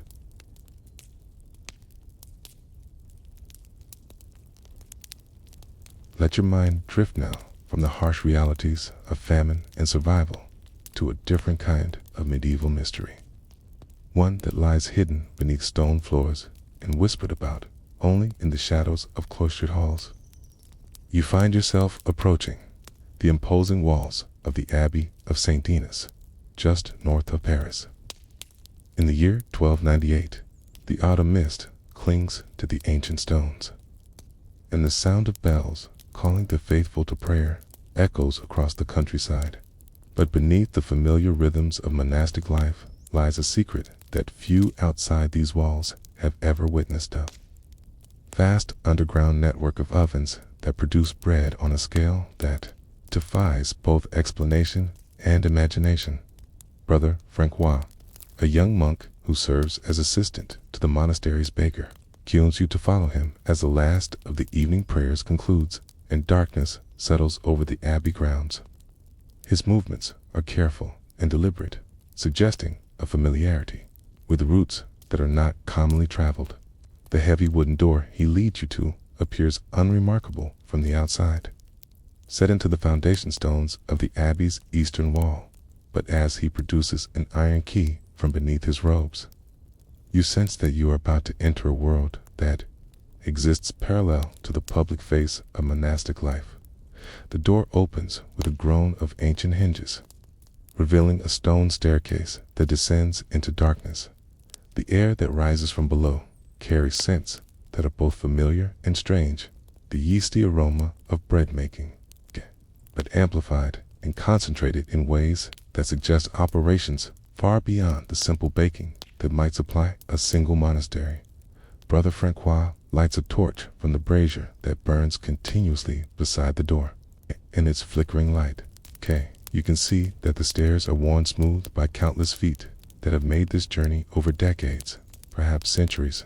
As you descend, the temperature rises noticeably, and the scents become more complex and intriguing. Beneath the dominant aroma of baking bread, you detect notes of burning hardwood, the earthy smell of stone and mortar, and something else, a faint metallic temps that speaks of machinery and industrial processes that seem incongruous in this medieval setting. The walls around you are not the rough-hewn stone you might expect in a simple cellar, but carefully fitted blocks that have been mortared and sealed with the precision of master craftsmen. 20 steps down, then 30, then 40. The descent continues far longer than the height of the abbey's walls above would suggest possible. The staircase makes several turns, following the natural contours of the bedrock into which it has been carved. At each turn, small alcoves hold oil lamps that provide just enough light to illuminate the path ahead, their flames dancing in a gentle draft that flows continuously through these underground passages. Finally, after what feels like a descent into the earth's very heart, you emerge into a vast chamber that takes your breath away with its scope and complexity. The underground space stretches beyond the reach of your torchlight in every direction, supported by massive stone pillars that rise like ancient trees toward a vaulted ceiling that disappears into shadow above. But it is not the architecture that captures your attention. It is the sight of dozens, perhaps hundreds, of ovens arranged in precise rows throughout the cavern, each one glowing with the intense heat of carefully maintained fires. The scale of the operation before you defies every assumption you might have held about medieval bread production. This is not the simple bakery of a monastery feeding its own community, but something approaching an industrial enterprise that could supply bread to entire regions. Each oven is large enough to bake dozens of loaves simultaneously, and you can see monks moving between them with the practiced efficiency of workers who have perfected their craft through years of repetition. Brother Francois notices your amazement and speaks in hushed tones that barely carry over the constant background sounds of crackling fires and working bakers. What you see here, he explains, has been the abbey's secret for more than 2 centuries.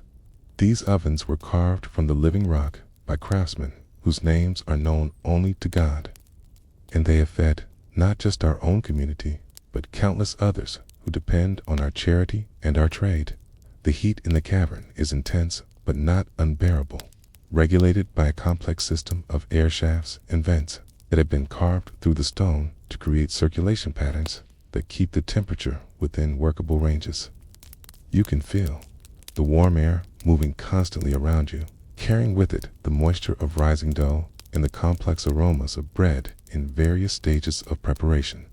The engineering required to create and maintain such a system speaks of knowledge and planning that rivals the great cathedral projects of the age. As your eyes adjust to the unusual lighting combination of torch flames, oil lamps, and the glow from oven fires, you begin to notice the intricate organization that governs this underground world.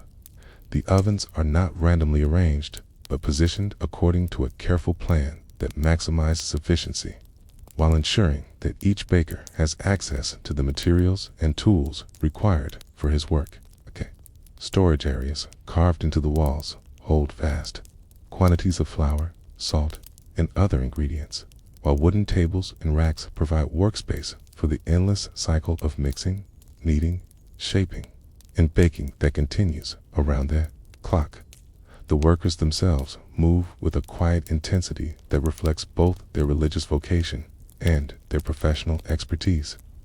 These are not simply monks who have been assigned to baking duty, but specialists who have dedicated their lives to perfecting the ancient art of bread making. Their hands, visible in the flickering light, are the hands of craftsmen scarred by heat and hardened by constant work, but capable of judging dough consistency, oven temperature, and timing with a precision that machines could not match. You watch as one baker removes a wooden peel loaded with finished loaves from an oven. The bread's crust, golden brown and crackling with the sounds of cooling grain. The loaves are not the rough, coarse bread that forms the staple diet of peasants, but fine-textured products made from carefully sifted white flour that would be affordable only to the wealthy in the world above. Yet here, hundreds of such loaves are being produced every hour. Their destination, a mystery that adds to the intrigue of this underground operation. Brother Francois guides you deeper into the complex, past ovens that specialize in different types of bread and baked goods. Some produce the fine white loaves you have already observed, while others turn out darker breads made from mixed grains that could feed working families at more affordable prices. Still others are dedicated to producing the hardtack and preservation, breads that could feed armies or sustain long journeys without spoiling. The variety and scale of production suggest an operation that serves markets far beyond the immediate vicinity of the Abbey. The logistics of moving raw materials into this underground facility and finished products out of it become increasingly puzzling as you observe the operation. The narrow staircase you descended could never accommodate the volume of flour, fuel, and other supplies that such an enterprise would require, nor could it handle the constant flow of finished bread that emerges from these ovens. There must be other entrances, other routes that connect this hidden world to the networks of trade and transportation that served medieval Europe. Your questions are partially answered when Brother Francois leads you to a section of the cavern where the sound of flowing water becomes audible above the general din of baking activity. Here, an underground stream has been diverted and channeled to provide both water for bread making and power for machinery that assists with the more laborious aspects of production. Water wheels turn slowly in the controlled current, driving millstones that grind grain into flour and mechanical kneading devices that can handle the massive quantities of dough required for this scale of operation. The sight of water-powered machinery operating beneath a medieval monastery challenges your understanding of technological development in this period. These are not crude, experimental devices, but sophisticated machines that have clearly been refined through years of use and improvement. The engineering knowledge required to create such systems to divert underground streams, carve water channels through solid rock, and design mechanical devices that can operate reliably in the humid, heat-filled environment of a baker's workshop suggests capabilities that are not commonly associated with medieval technology. Brother Francois explains that the stream that powers these machines emerges from springs that lie deep beneath the abbey's foundations. Springs that were known to the Celtic tribes who occupied this land long before Christianity arrived into Gaul. The monastery was built at this location, not just for its defensive advantages or its proximity to Paris, but because these underground waters provided the foundation for enterprises that could support the abbey's mission on a scale that surface agriculture alone could never achieve. The economic implications of this underground operation begin to dawn on you as you observe the constant production and consider the markets that such quantities of bread might serve. Medieval monasteries are known for their charity, feeding the poor and providing hospitality to travelers. But the scale of production here suggests commercial relationships that extend far beyond traditional religious obligations. This bread must be reaching markets in Paris and other urban centers, generating income that supports not just the abbey's charitable works, but major construction projects and political influence that shapes the development of medieval France. Brother Francois leads you deeper into the labyrinthine complex, its past chambers where the constant activity of bread production gives way to more mysterious operations that hint at the true scope of the abbey's underground enterprise. The passages here are narrower and more carefully concealed, carved from the living rock with an attention to secrecy that suggests activities even more sensitive than large-scale bread production. The air carries different scents, now the sharp tang of vinegar, the earthy aroma of aged cheese, and something else. Something that speaks of exotic spices in distant lands. As you round a corner, you find yourself in a vast storage chamber that takes your understanding of medieval commerce to entirely new levels. Wooden barrels and ceramic vessels stretch away into the darkness, arranged in precise rows that speak of careful inventory management. Each container bears markings that indicate not just its contents, but its origin and destinations, symbols that reveal trade networks extending from the Baltic Sea to the Mediterranean, from the British Isles to the far reaches of Eastern Europe. The monk notices your amazement and lowers his voice to barely above a whisper. What you see here represents more than bread, more than food even. This abbey serves as a hub for trade networks that span the known world. The bread we produce is merely the most visible product of operations that touch every aspect of medieval commerce. He moves to one of the larger barrels and traces the symbols carved into its wooden surface. This contains peppercorns from India, more valuable than silver. This vessel holds preserved lemons from the Holy Land, carried here by pilgrims who trade their exotic goods for our bread and protection. The scale of the trading operation becomes clearer as you observe the systematic organization of the storage areas. Goods are not simply accumulated, but carefully sorted according to value, preservation requirements, and intended destinations. Precious spices occupy climate-controlled niches carved into the chamber walls, while bulk commodities like salt and grain fill the larger spaces near the underground transport routes. The monastery has created not just a production facility, but a sophisticated distribution center that rivals anything found in the great commercial cities of the age. Your guide leads you to another section where monks work with substances that have clearly traveled vast distances to reach these hidden chambers. Saffron from Spain is being carefully portioned into small containers, each portion worth more than most peasants earn in a year. Silk from the East is being examined and repackaged for shipment to wealthy customers in Paris and beyond. Precious metals and gems are weighed and assessed by monks whose expertise in such matters rivals that of the most experienced merchants. The contradiction between the abbey's public face of religious poverty and the obvious wealth of these operations creates a fascinating tension that Brother Francois acknowledges with a rueful smile. You must understand, he explains, that our vows of poverty apply to personal possessions, not to the resources we manage for the greater glory of God in the service of his people. These riches do not belong to us as individuals, but to the church and to the charitable works that these enterprises support. The theological justification for such extensive current commercial activities becomes clearer as you observe the careful records that document every transaction. Ledger books written in multiple languages track not just profits and losses, but the charitable distributions that these enterprises make possible. For every barrel of exotic spices sold to wealthy merchants, detailed records show corresponding donations of bread to the poor, support for pilgrims, and contributions to the construction of churches and schools throughout the region. The underground complex extends far beyond what you initially imagined. with passages that connect to natural caves and artificial tunnels that emerge at locations miles from the abbey itself. These secret routes allow goods to be moved without passing through the normal checkpoints and toll stations that would reveal the true extent of the monastery's commercial activities.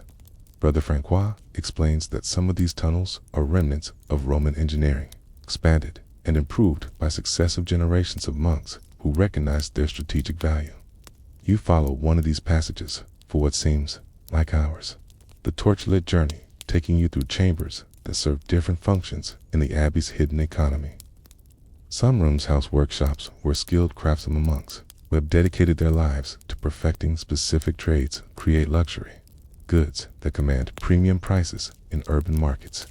You observe a monk working with precious metals, creating religious artifacts that will be sold to wealthy patrons at prices that reflect both their artistic merit and their sacred associations. Another chamber houses a scriptorium unlike any you have seen in the public areas of monasteries. Here, monks copy not just religious texts, but commercial documents, trade agreements, and technical manuals that represent some of the most advanced knowledge of the medieval world. The abbey serves as a repository and distribution center for information as well as goods, with carefully copied texts carrying technical innovations from one region to another, spreading knowledge that accelerates technological development across Europe. The preservation techniques employed in these underground facilities reveal sophisticated understanding of chemistry and biology that challenges conventional assumptions about medieval scientific knowledge.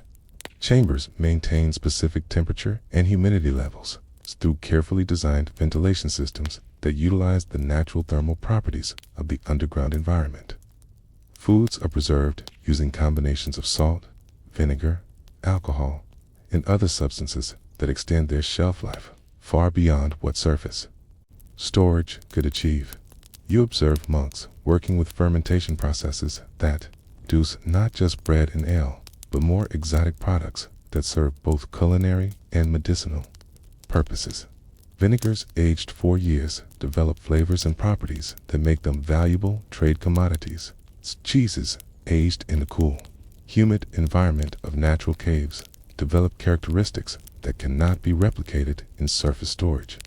These products represent value-added processing that transforms basic agricultural commodities into luxury goods that command premium prices. The water management systems that support these underground operations demonstrate engineering expertise that rivals the great hydraulic projects of ancient Rome.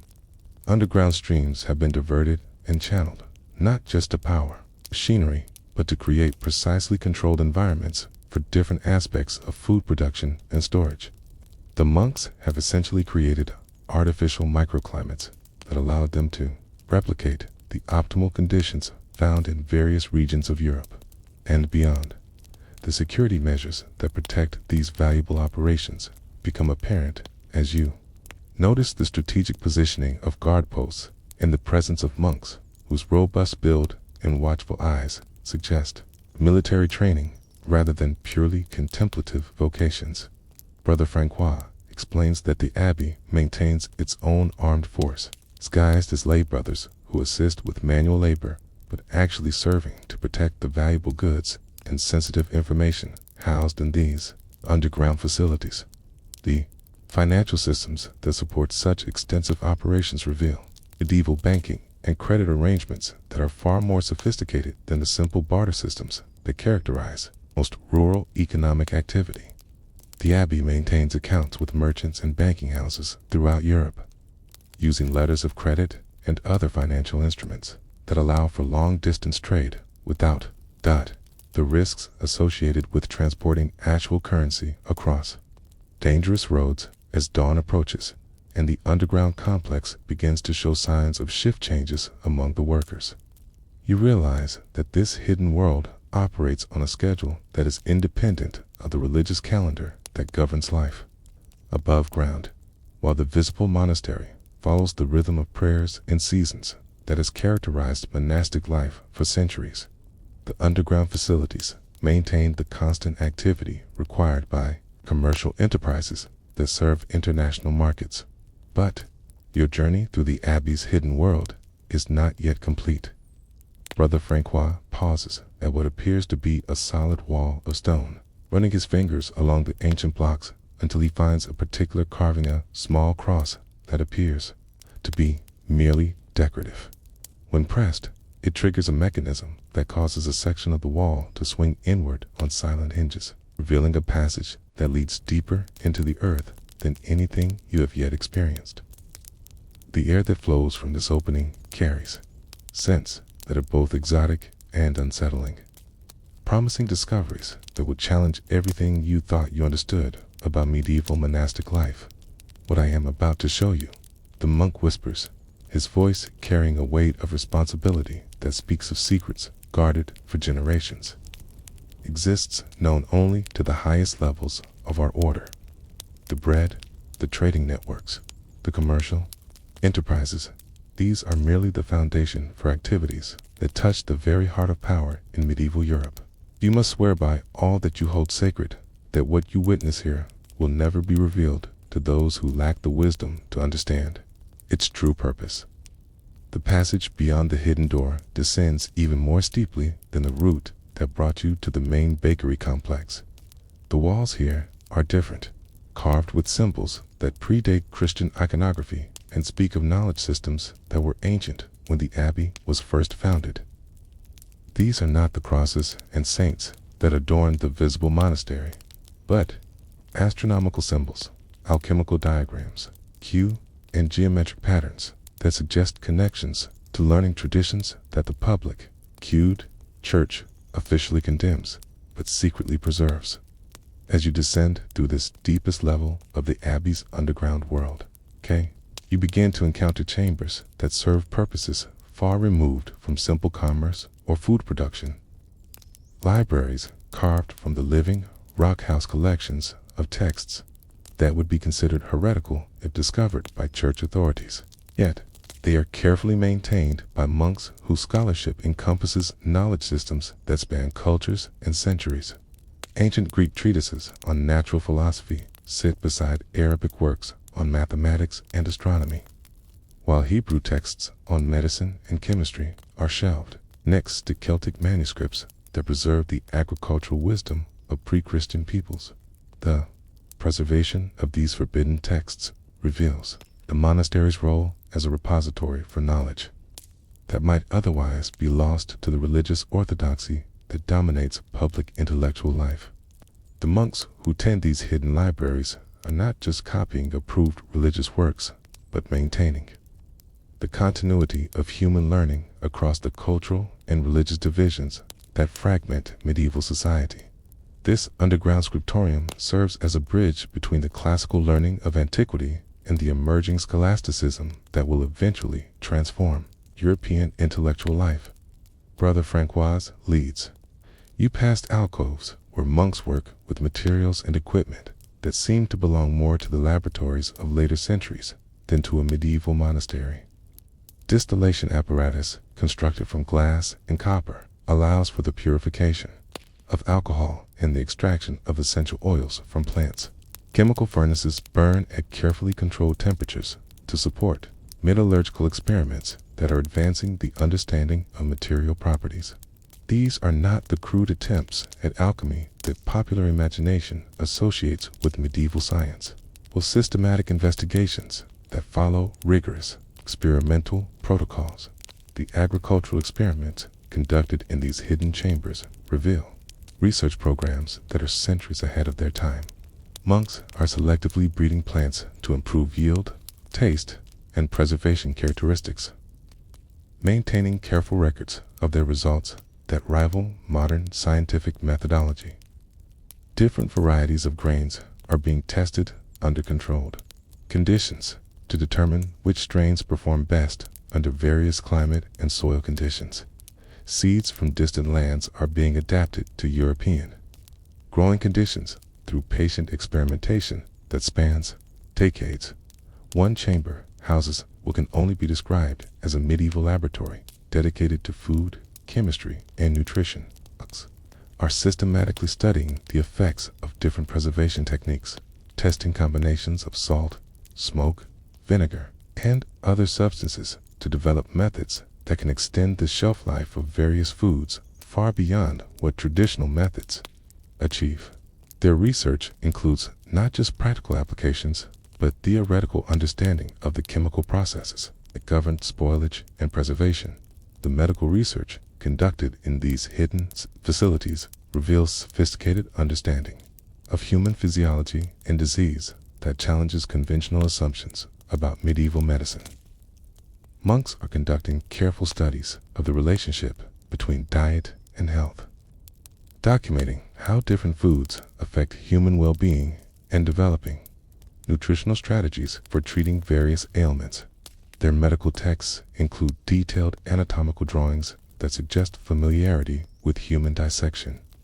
Despite official church prohibitions against such practices, the astronomical observations conducted from hidden chambers that connect to carefully concealed openings on a monastery's surface reveal research programs that are contributing to the gradual improvement of medieval calendars and navigation techniques. Monks are tracking the movements of celestial bodies with precision that rivals the observations conducted at famous centers of learning, like the House of Wisdom in Baghdad or the libraries of Cordoba. Their calculations are being used to improve agricultural timing and to support the navigation requirements of long-distance trade. The monetary research conducted in these secret chambers reveals investigations into currency systems and economic theory that are far ahead of their time. Monks are studying the relationship between money, supply, and inflation. It's documenting how changes in the availability of precious metals affect trade patterns and economic stability. Their research includes not just practical applications for managing the abbey's extensive commercial operations, but theoretical frameworks that anticipate developments in economic thinking that will not become widely accepted for centuries. Political intelligence operations coordinated from these hidden chambers reveal the monastery's role in information networks that span European political boundaries. Monks serve as covert agents who gather and analyze information about political developments, military movements, and economic conditions throughout the continent. This intelligence is used not just to protect the abbey's commercial interests, but to influence political developments in ways that serve the broader strategic goals of the church. Hierarchy. The technological development programs conducted in these secret workshops reveal research and development activities that are contributing to innovations in everything from military engineering to agricultural machinery. Monks are designing and testing improved siege engines, developing new metallurgical techniques that produce stronger and more durable tools, and creating mechanical devices that increase the efficiency of various production processes. Their innovations are being quietly introduced into secular locations through the abbey's extensive commercial networks. The educational programs conducted in these hidden chambers reveal the training of elite monks who will go on to serve in positions of influence throughout European society. These specially selected individuals receive instruction not just in theology and classical learning, but in advanced mathematics, experimental science, political analysis, and covert operations. They represent a shadow educational system that is producing leaders who will shape European development, while maintaining their connection to the abbey's secret knowledge networks.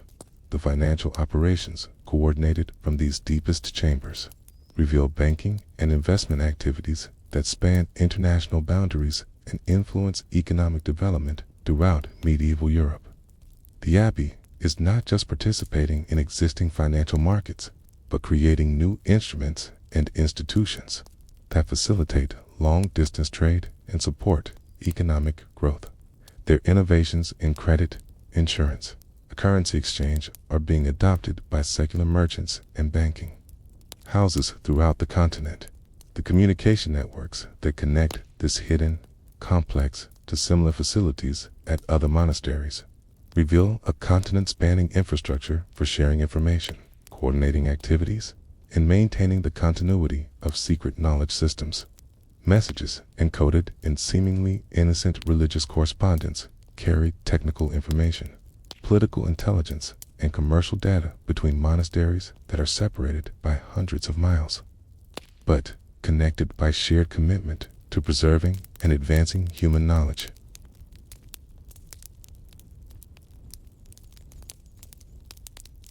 Now, let your imagination carry you from the hidden complexities of monastic life to a world of dazzling display and extravagant consumption that exists at the very pinnacle of medieval society. You find yourself approaching the magnificent chateau of the Duke of Burgundy in the year 1389, where the great hall blazes with the light of hundreds of beeswax candles and echoes with the sounds of preparation for one of the most elaborate feasts of the medieval calendar. Tonight marks the celebration of the Duke's daughter's betrothal to a prince of France. And no expense has been spared to create a spectacle that will demonstrate the family's wealth, power, and sophistication to the assembled nobility of Europe. The great hall itself has been transformed into a stage set designed to overwhelm the senses and proclaim the host's magnificence to all who witness it. Tapestries worth more than entire villages hang from the stone walls, their intricate designs telling stories of conquest and glory that reinforce the family's noble lineage. The floors, usually covered with rushes and herbs, have been draped with carpets imported from the distant lands of Persia and the Byzantine Empire. Their rich colors and complex patterns creating a foundation of luxury that elevates every step taken upon them. At the center of this magnificent space, tables stretch the length of the hall, their surfaces covered with linen so fine it seems to glow in the candlelight. These are not the rough wooden planks that serve most medieval dining, but polished surfaces of exotic woods inlaid with precious metals and mother-of pearl. Each place setting represents a small fortune in itself. Plates and bowls of silver and gold, goblets encrusted with gems that catch and reflect the dancing flames, and eating implements crafted by master artisans whose skills have been passed down through generations of noble patronage. The centerpieces that grace these tables transcend mere decoration to become architectural marvels that proclaim the host's wealth and sophistication. Towering constructions of spun sugar rise like miniature cathedrals, their delicate arches and spires colored with exotic dyes imported from the far reaches of the known world. These sugar sculptures represent not just artistic achievement, but economic power. Sugar itself costs more than silver, available only through trade networks that span continents and require enormous capital investments to maintain. Mechanical devices of astonishing complexity have been commissioned for this evening's entertainment. Automata, powered by hidden clockwork mechanisms that will perform elaborate dances and dramatic scenes throughout the feast. These marvels of engineering represent the cutting edge of medieval technology, created by craftsmen whose expertise rivals that of the master builders who constructed great cathedrals. Their presence at the feast demonstrates not just wealth, but access to the most advanced knowledge and skill available in the medieval world. The guests who begin to fill this magnificent space represent the cream of European nobility, each arrival carefully orchestrated to reinforce the complex hierarchies that govern aristocratic society. Dukes and duchesses, counts and countesses, bishops and abbots all take their assigned places according to protocols that have been refined over centuries to balance competing claims to precedence and honor. Their clothing represents fortunes that could feed entire cities, fabrics imported from the Silk Roads of Asia and tailored by master craftsmen who understand how garments can communicate status, wealth, and political allegiances without a word being spoken. The feast that is about to begin will unfold according to a carefully choreographed sequence that transforms eating from simple sustenance into theatrical performance. Each course will be announced by fanfares played on silver trumpets, accompanied by pageantry that tells stories and conveys messages about the host's power and the significance of the occasion being celebrated. The procession of dishes will follow ancient traditions that connect this medieval feast to the banquets of classical antiquity. while incorporating innovations that demonstrate the sophistication of contemporary European civilization. The spices that will flavor tonight's dishes represent one of the most visible displays of wealth and international connections that medieval society can offer. Peppercorns from India, cinnamon from Ceylon, cloves from the distant Spice Islands. Each tiny grain represents a journey of thousands of miles and the coordination of trade networks that span the known world. The quantities of spices that will be used tonight could purchase entire estates, yet they will be employed with lavish abandon to create flavors that proclaim the host's ability to command the rarest and most expensive ingredients that human enterprise can provide. Sugar, even more precious than the exotic spices, will appear not just as sweetening, but as architectural medium for creating displays that border on the miraculous.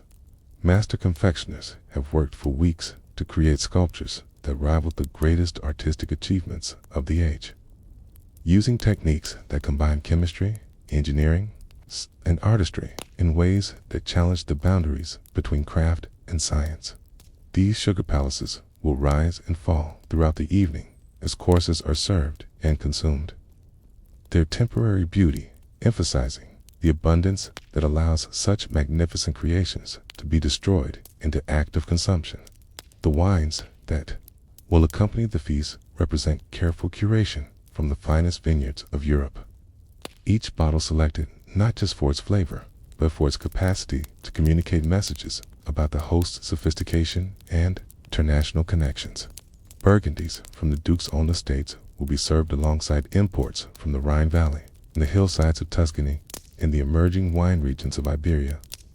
Each wine has been aged in cellars that maintain perfect conditions for developing the complex flavors that distinguish aristocratic consumption from the simple refreshment sought by lesser social classes. The servants who will orchestrate this elaborate performance represent a highly trained workforce whose skills rival those of any professional organization in medieval society.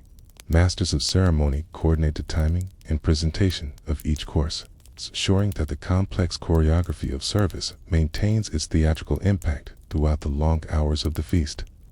Carvers trained from childhood in the precise techniques required to portion and present the elaborate dishes practice their art with the dedication of master craftsmen, understanding that their performance reflects directly on their lord's reputation and status. The great doors at the far end of the hall swing open with theatrical precision, revealing a procession that transforms the act of serving food into grand spectacle. Leading the parade are musicians playing on silver instruments, their melodies announcing the arrival of the first course while setting a tone of celebration that will carry throughout the evening. Behind them march the servers, young men chosen not just for their skill, but for their physical beauty and grace, dressed in liveries that cost more than most artisans earn in a lifetime. Their synchronized movements have been rehearsed for weeks to achieve the balletic precision that transforms service into performance art. The dishes they carry represent months of preparation by master cooks whose reputations span the courts of Europe. These are not mere chefs, but artists whose creations communicate messages about power, wealth, and cultural sophistication that extend far beyond simple nourishment. Each dish tells a story, whether through ingredients that proclaim the host's international connections, presentation techniques that demonstrate access to the finest artistic traditions, or symbolic meanings that reference classical learning and contemporary political alliances. The first course arrives as a series of soups and broths that have been clarified to crystal transparency through techniques that require days of patient refinement. These liquid gems shimmer in elaborate vessels of silver and gold, their surfaces reflecting the candlelight like precious jewels. But their beauty extends beyond mere appearance to encompass flavors of extraordinary complexity and refinement. Each spoonful contains concentrates of meat, poultry, and exotic ingredients that have been reduced through slow cooking until they achieve intensities of taste that overwhelm and delight the palate. The spices that flavor these opening dishes represent a geography lesson in medieval trade networks, each grain telling the story of journeys that span continents and require the coordination of merchants, financiers, and political authorities across cultural and religious boundaries. Saffron from Spain colors one broth a golden yellow that rivals the precious metal of the serving vessels, while cardamom from India adds aromatic complexity that speaks of monsoon winds in distant markets.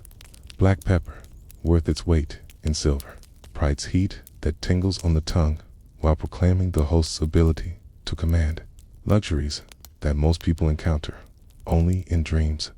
The bread that accompanies these soups transcends the functional sustenance of ordinary meals to become sculptural art that demonstrates the height of medieval baking achievement.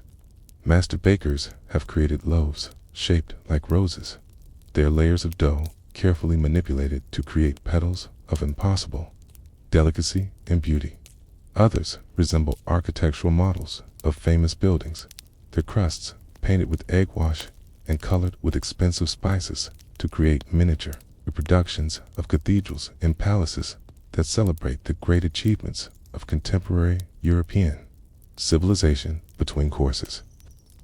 Entertainment interweaves with dining to create a total sensory experience that engages every aspect of human perception. Troubadours perform songs specially commissioned for this evening, their lyrics praising the host family while telling stories that connect this celebration to the great heroic traditions of medieval literature. Their voices, trained from childhood in the sophisticated musical traditions of the courts, float over the dining chamber while the assembled guests sample wines and discuss the political implications of the marriage alliance being celebrated. The mechanical marvels that grace them. Tables begin to perform their programmed entertainments as the evening progresses. Clockwork peacocks spread their mechanical tail feathers while emitting musical notes that complement the live musicians' performances. Automated knights engage in mock combat that recreates famous battles while dispensing perfumed waters that freshen the air and demonstrate the host's access to the most advanced engineering knowledge of the age. These devices represent investments that could purchase entire towns, yet they serve merely as amusing diversions. During a single evening's entertainment, the second course arrives with even greater ceremony than the first, featuring roasted meats that have been prepared according to techniques that transform cooking into high art. Whole peacocks and swans have been skinned, roasted, and then redressed in their own plumage to create the illusion that living birds grace the tables. The skill required to achieve such presentations without damaging the delicate feathers represents mastery of techniques that are closely guarded, secrets passed down through generations of court cooks. The result is food that challenges the boundaries between reality and illusion, creating dishes that are simultaneously beautiful and consumable. Wild boar, blood, hunted in the Duke's private forests according to ancient traditions that connect aristocratic dining to heroic ideals of medieval knighthood, arrives whole and magnificently presented. Its preparation has required days of careful aging and seasoning, or exotic spices rubbed into the meat to create flavors that demonstrate both culinary sophistication and symbolic connections to the warrior traditions that justify aristocratic privilege. The carving of such magnificent beasts becomes ceremonial performance, with master carvers displaying skills that rival those of master craftsmen in other fields. Fish courses demonstrate the host's ability to command luxury ingredients that can survive long journeys while maintaining their quality and freshness. Sturgeon from distant waters arrives dressed in aspic that has been colored and flavored to create edible landscapes in miniature. Pike and salmon have been prepared according to recipes that preserve their natural flavors while adding layers of complexity through careful combinations of herbs and spices that enhance rather than mask their essential character. These dishes represent not just culinary achievement, but logistical mastery that demonstrates the host's control over commercial networks spanning vast distances. The exotic fruits that appear between meat courses have traveled even greater distances than the spices and fish, each one representing a minor miracle of preservation and transportation. Oranges and lemons from the sun-warmed groves of Spain and Italy arrive still fragrant with the essence of their distant origins. Dates and figs from North Africa provide sweetness that speaks of desert oases and caravan routes that connect European courts to the exotic abundance of distant lands. These fruits are not merely consumed, but displayed as edible proof of the host's international connections and commercial power. As the night deepens and the feast enters its final phases, the most extraordinary and expensive creations of the evening make their ceremonial appearance. Master confectioners unveil their ultimate achievement, a reproduction of the city of Paris constructed entirely from crystallized sugar, its miniature buildings rising in sweet perfection that rivals the architectural achievements of the real capital. Bridges span rivers of liquid gold that flow through the edible cityscape, while tiny sugar citizens populate streets that gleam like jewels in the candlelight.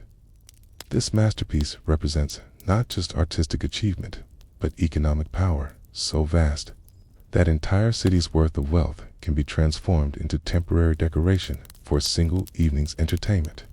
The spices that flavor the night's culminating dishes reach levels of extravagance that transcend mere seasoning to become statements of global dominance. Cinnamon from Ceylon, more valuable than gold, has been ground into powder, so fine it seems to float in the air like aromatic dust. Nutmeg from the distant Spice Islands, worth more than a night's annual income per ounce.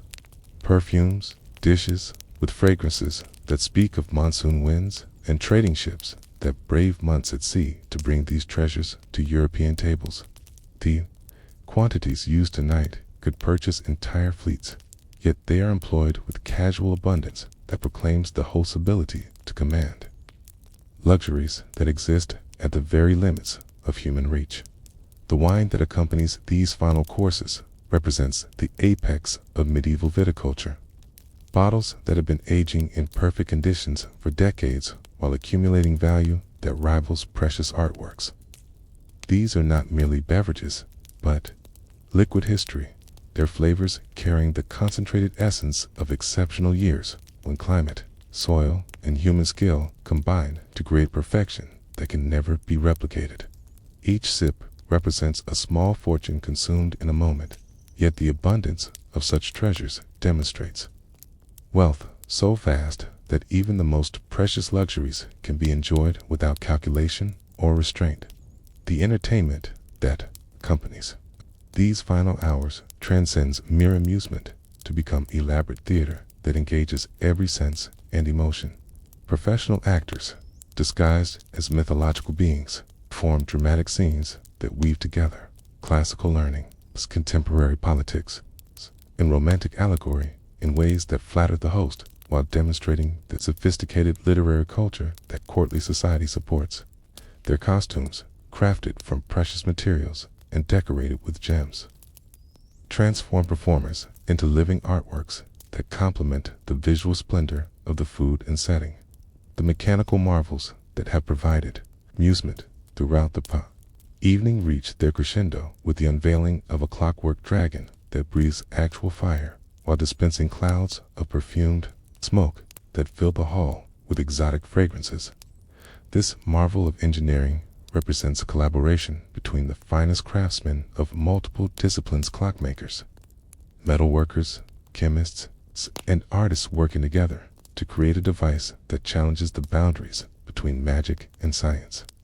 Its performance creates moments of wonder that will be remembered and discussed for years, enhancing the host's reputation for magnificent hospitality, while demonstrating access to the most advanced knowledge and skill available in the medieval world. The exotic fruits that grace the tables during these final hours have traveled impossible distances to reach this celebration, each one representing logistical achievements that rival military campaigns in their complexity and expense. Pomegranates from the Holy Land arrive, still bearing the dust of sacred soil, while melons from the oases of North Africa provide sweetness that speaks of desert caravans and trading, relationships that span religious and cultural boundaries. These fruits are not merely consumed, but displayed as edible proof of commercial networks that connect European nobility to the exotic abundance of distant continents. The final presentations of meat reached levels of artistic achievement that transformed cooking into high sculpture. Entire stags, hunted according to ancient rituals that connect aristocratic dining to the heroic traditions of medieval romance, have been roasted and presented in tableaux that recreate famous scenes from courtly literature. Has required the collaboration of cooks, artists, and scholars working together to create edible narratives that entertain while educating, providing visual pleasure while demonstrating the host's sophisticated understanding of cultural traditions that define aristocratic identity. Fish courses conclude with presentations that challenge the boundaries between reality and fantasy. Salmon have been prepared to appear as if swimming through crystal-clear aspic seas, their scales painted with gold leaf to create the illusion of mythical creatures rather than ordinary fish. These creations require techniques that combine culinary skill with artistic vision, producing dishes that are simultaneously beautiful and delicious while demonstrating mastery of preservation methods that keep delicate ingredients fresh during elaborate preparation processes. The sugar work that crowns the evening's achievements includes not just architectural marvels, but functional objects that blur the lines between decoration and utility. Goblets, carved from crystallized sugar, contain wines that slowly dissolve. Their containers, creating flavors that change and develop as the evening progresses. Plates molded from compressed sugar provide edible foundations for the final courses. Their consumption becoming part of the dining experience while demonstrating abundance so complete that even serving vessels could be consumed without concern for replacement. The bread served during these culminating hours represents the absolute pinnacle of medieval baking artistry. Master bakers have created loaves that incorporate precious ingredients from across the known world: honey from Greece, nuts from Spain, dried fruits from Asia Minor, combined with techniques that require days of careful timing and temperature control. The resulting breads are not just food, but edible poetry. Their flavors telling stories of distant lands, while their textures demonstrate mastery of techniques that border on alchemy in their complexity and precision. The social dynamics that governed these final hours revealed the feast's deeper purposes as a forum for political negotiation and alliance building that will influence European affairs for years to come. Conversations that began with casual pleasantries develop into serious discussions of marriage alliances, trade agreements, and military partnerships that require the relaxed atmosphere of magnificent hospitality to reach successful conclusions. The feast provides a setting where competing interests can be reconciled through the shared appreciation of cultural sophistication and artistic achievement that defines aristocratic civilization. The clothing displayed during these final hours represents the ultimate expression of medieval fashion as political communication. The bridesoubi appears in a gown that incorporates precious materials from across the known world: silk from China, pearls from the Indian Ocean, gems from the mines of Bohemia assembled into a creation that proclaims not just personal beauty, but family, wealth, and international connections. Her appearance becomes a living advertisement for the political alliance being celebrated, demonstrating the resources and relationships that make such unions beneficial for all parties involved. The lighting that illuminates these final hours intensifies rather than diminishes as the night progresses, with additional candles and oil lamps being lit to ensure that no detail of the magnificent displays goes unnoticed. The expense of maintaining such illumination throughout an entire night could support entire villages for months. Yet, it serves merely to create the ambience necessary for aristocratic entertainment. The warm, golden light transforms the great hall into a stage set where every gesture and expression can be clearly observed, ensuring that the social theater of aristocratic interaction receives the visibility it requires to achieve its intended effects. And so, our journey through the vast landscape of medieval food draws to its close. Like the final course of an elaborate feast where every dish has told its own story and contributed to a greater understanding of what it meant to eat, to hunger, and to feast in those distant centuries. As the last candle gutters out in the Duke's great hall and the echoes of magnificent celebration fade into memory, you carry with you images and experiences that span the entire spectrum of human relationship with food in the medieval world. You have tasted the coarse pottage and hard bread that sustained peasant families through seasons of want, feeling the weight of every grain and understanding how survival itself could be measured in spoonfuls of thin gruel. You have witnessed the great famine's devastating hunger, when even these humble foods became impossible luxuries, and entire communities learned what it meant to face starvation as a collective experience that tested every assumption about security and social obligation. You have discovered the hidden networks of the monasteries, where bread production connected to commercial enterprises that spanned continents and supported not just bodies, but the advance of human knowledge itself.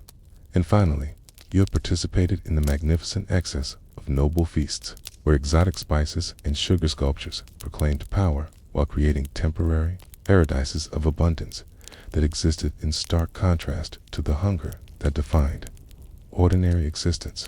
These experiences, so different in their circumstances and outcomes, share common threads that reveal fundamental truths about medieval life and human nature itself. Food was never merely sustenance in the medieval world, but always carried meanings that extended far beyond simple nutrition. Every meal, from the humblest peasant breakfast to the most elaborate aristocratic banquet, communicated messages about social status, economic relationships, political power, and spiritual values that shaped the medieval understanding of what it meant to be human in relationship to both the natural world and the communities that provided security and meaning. The hunger that haunted so many medieval lives was not just physical deprivation, but a constant reminder of vulnerability that colored every aspect of existence.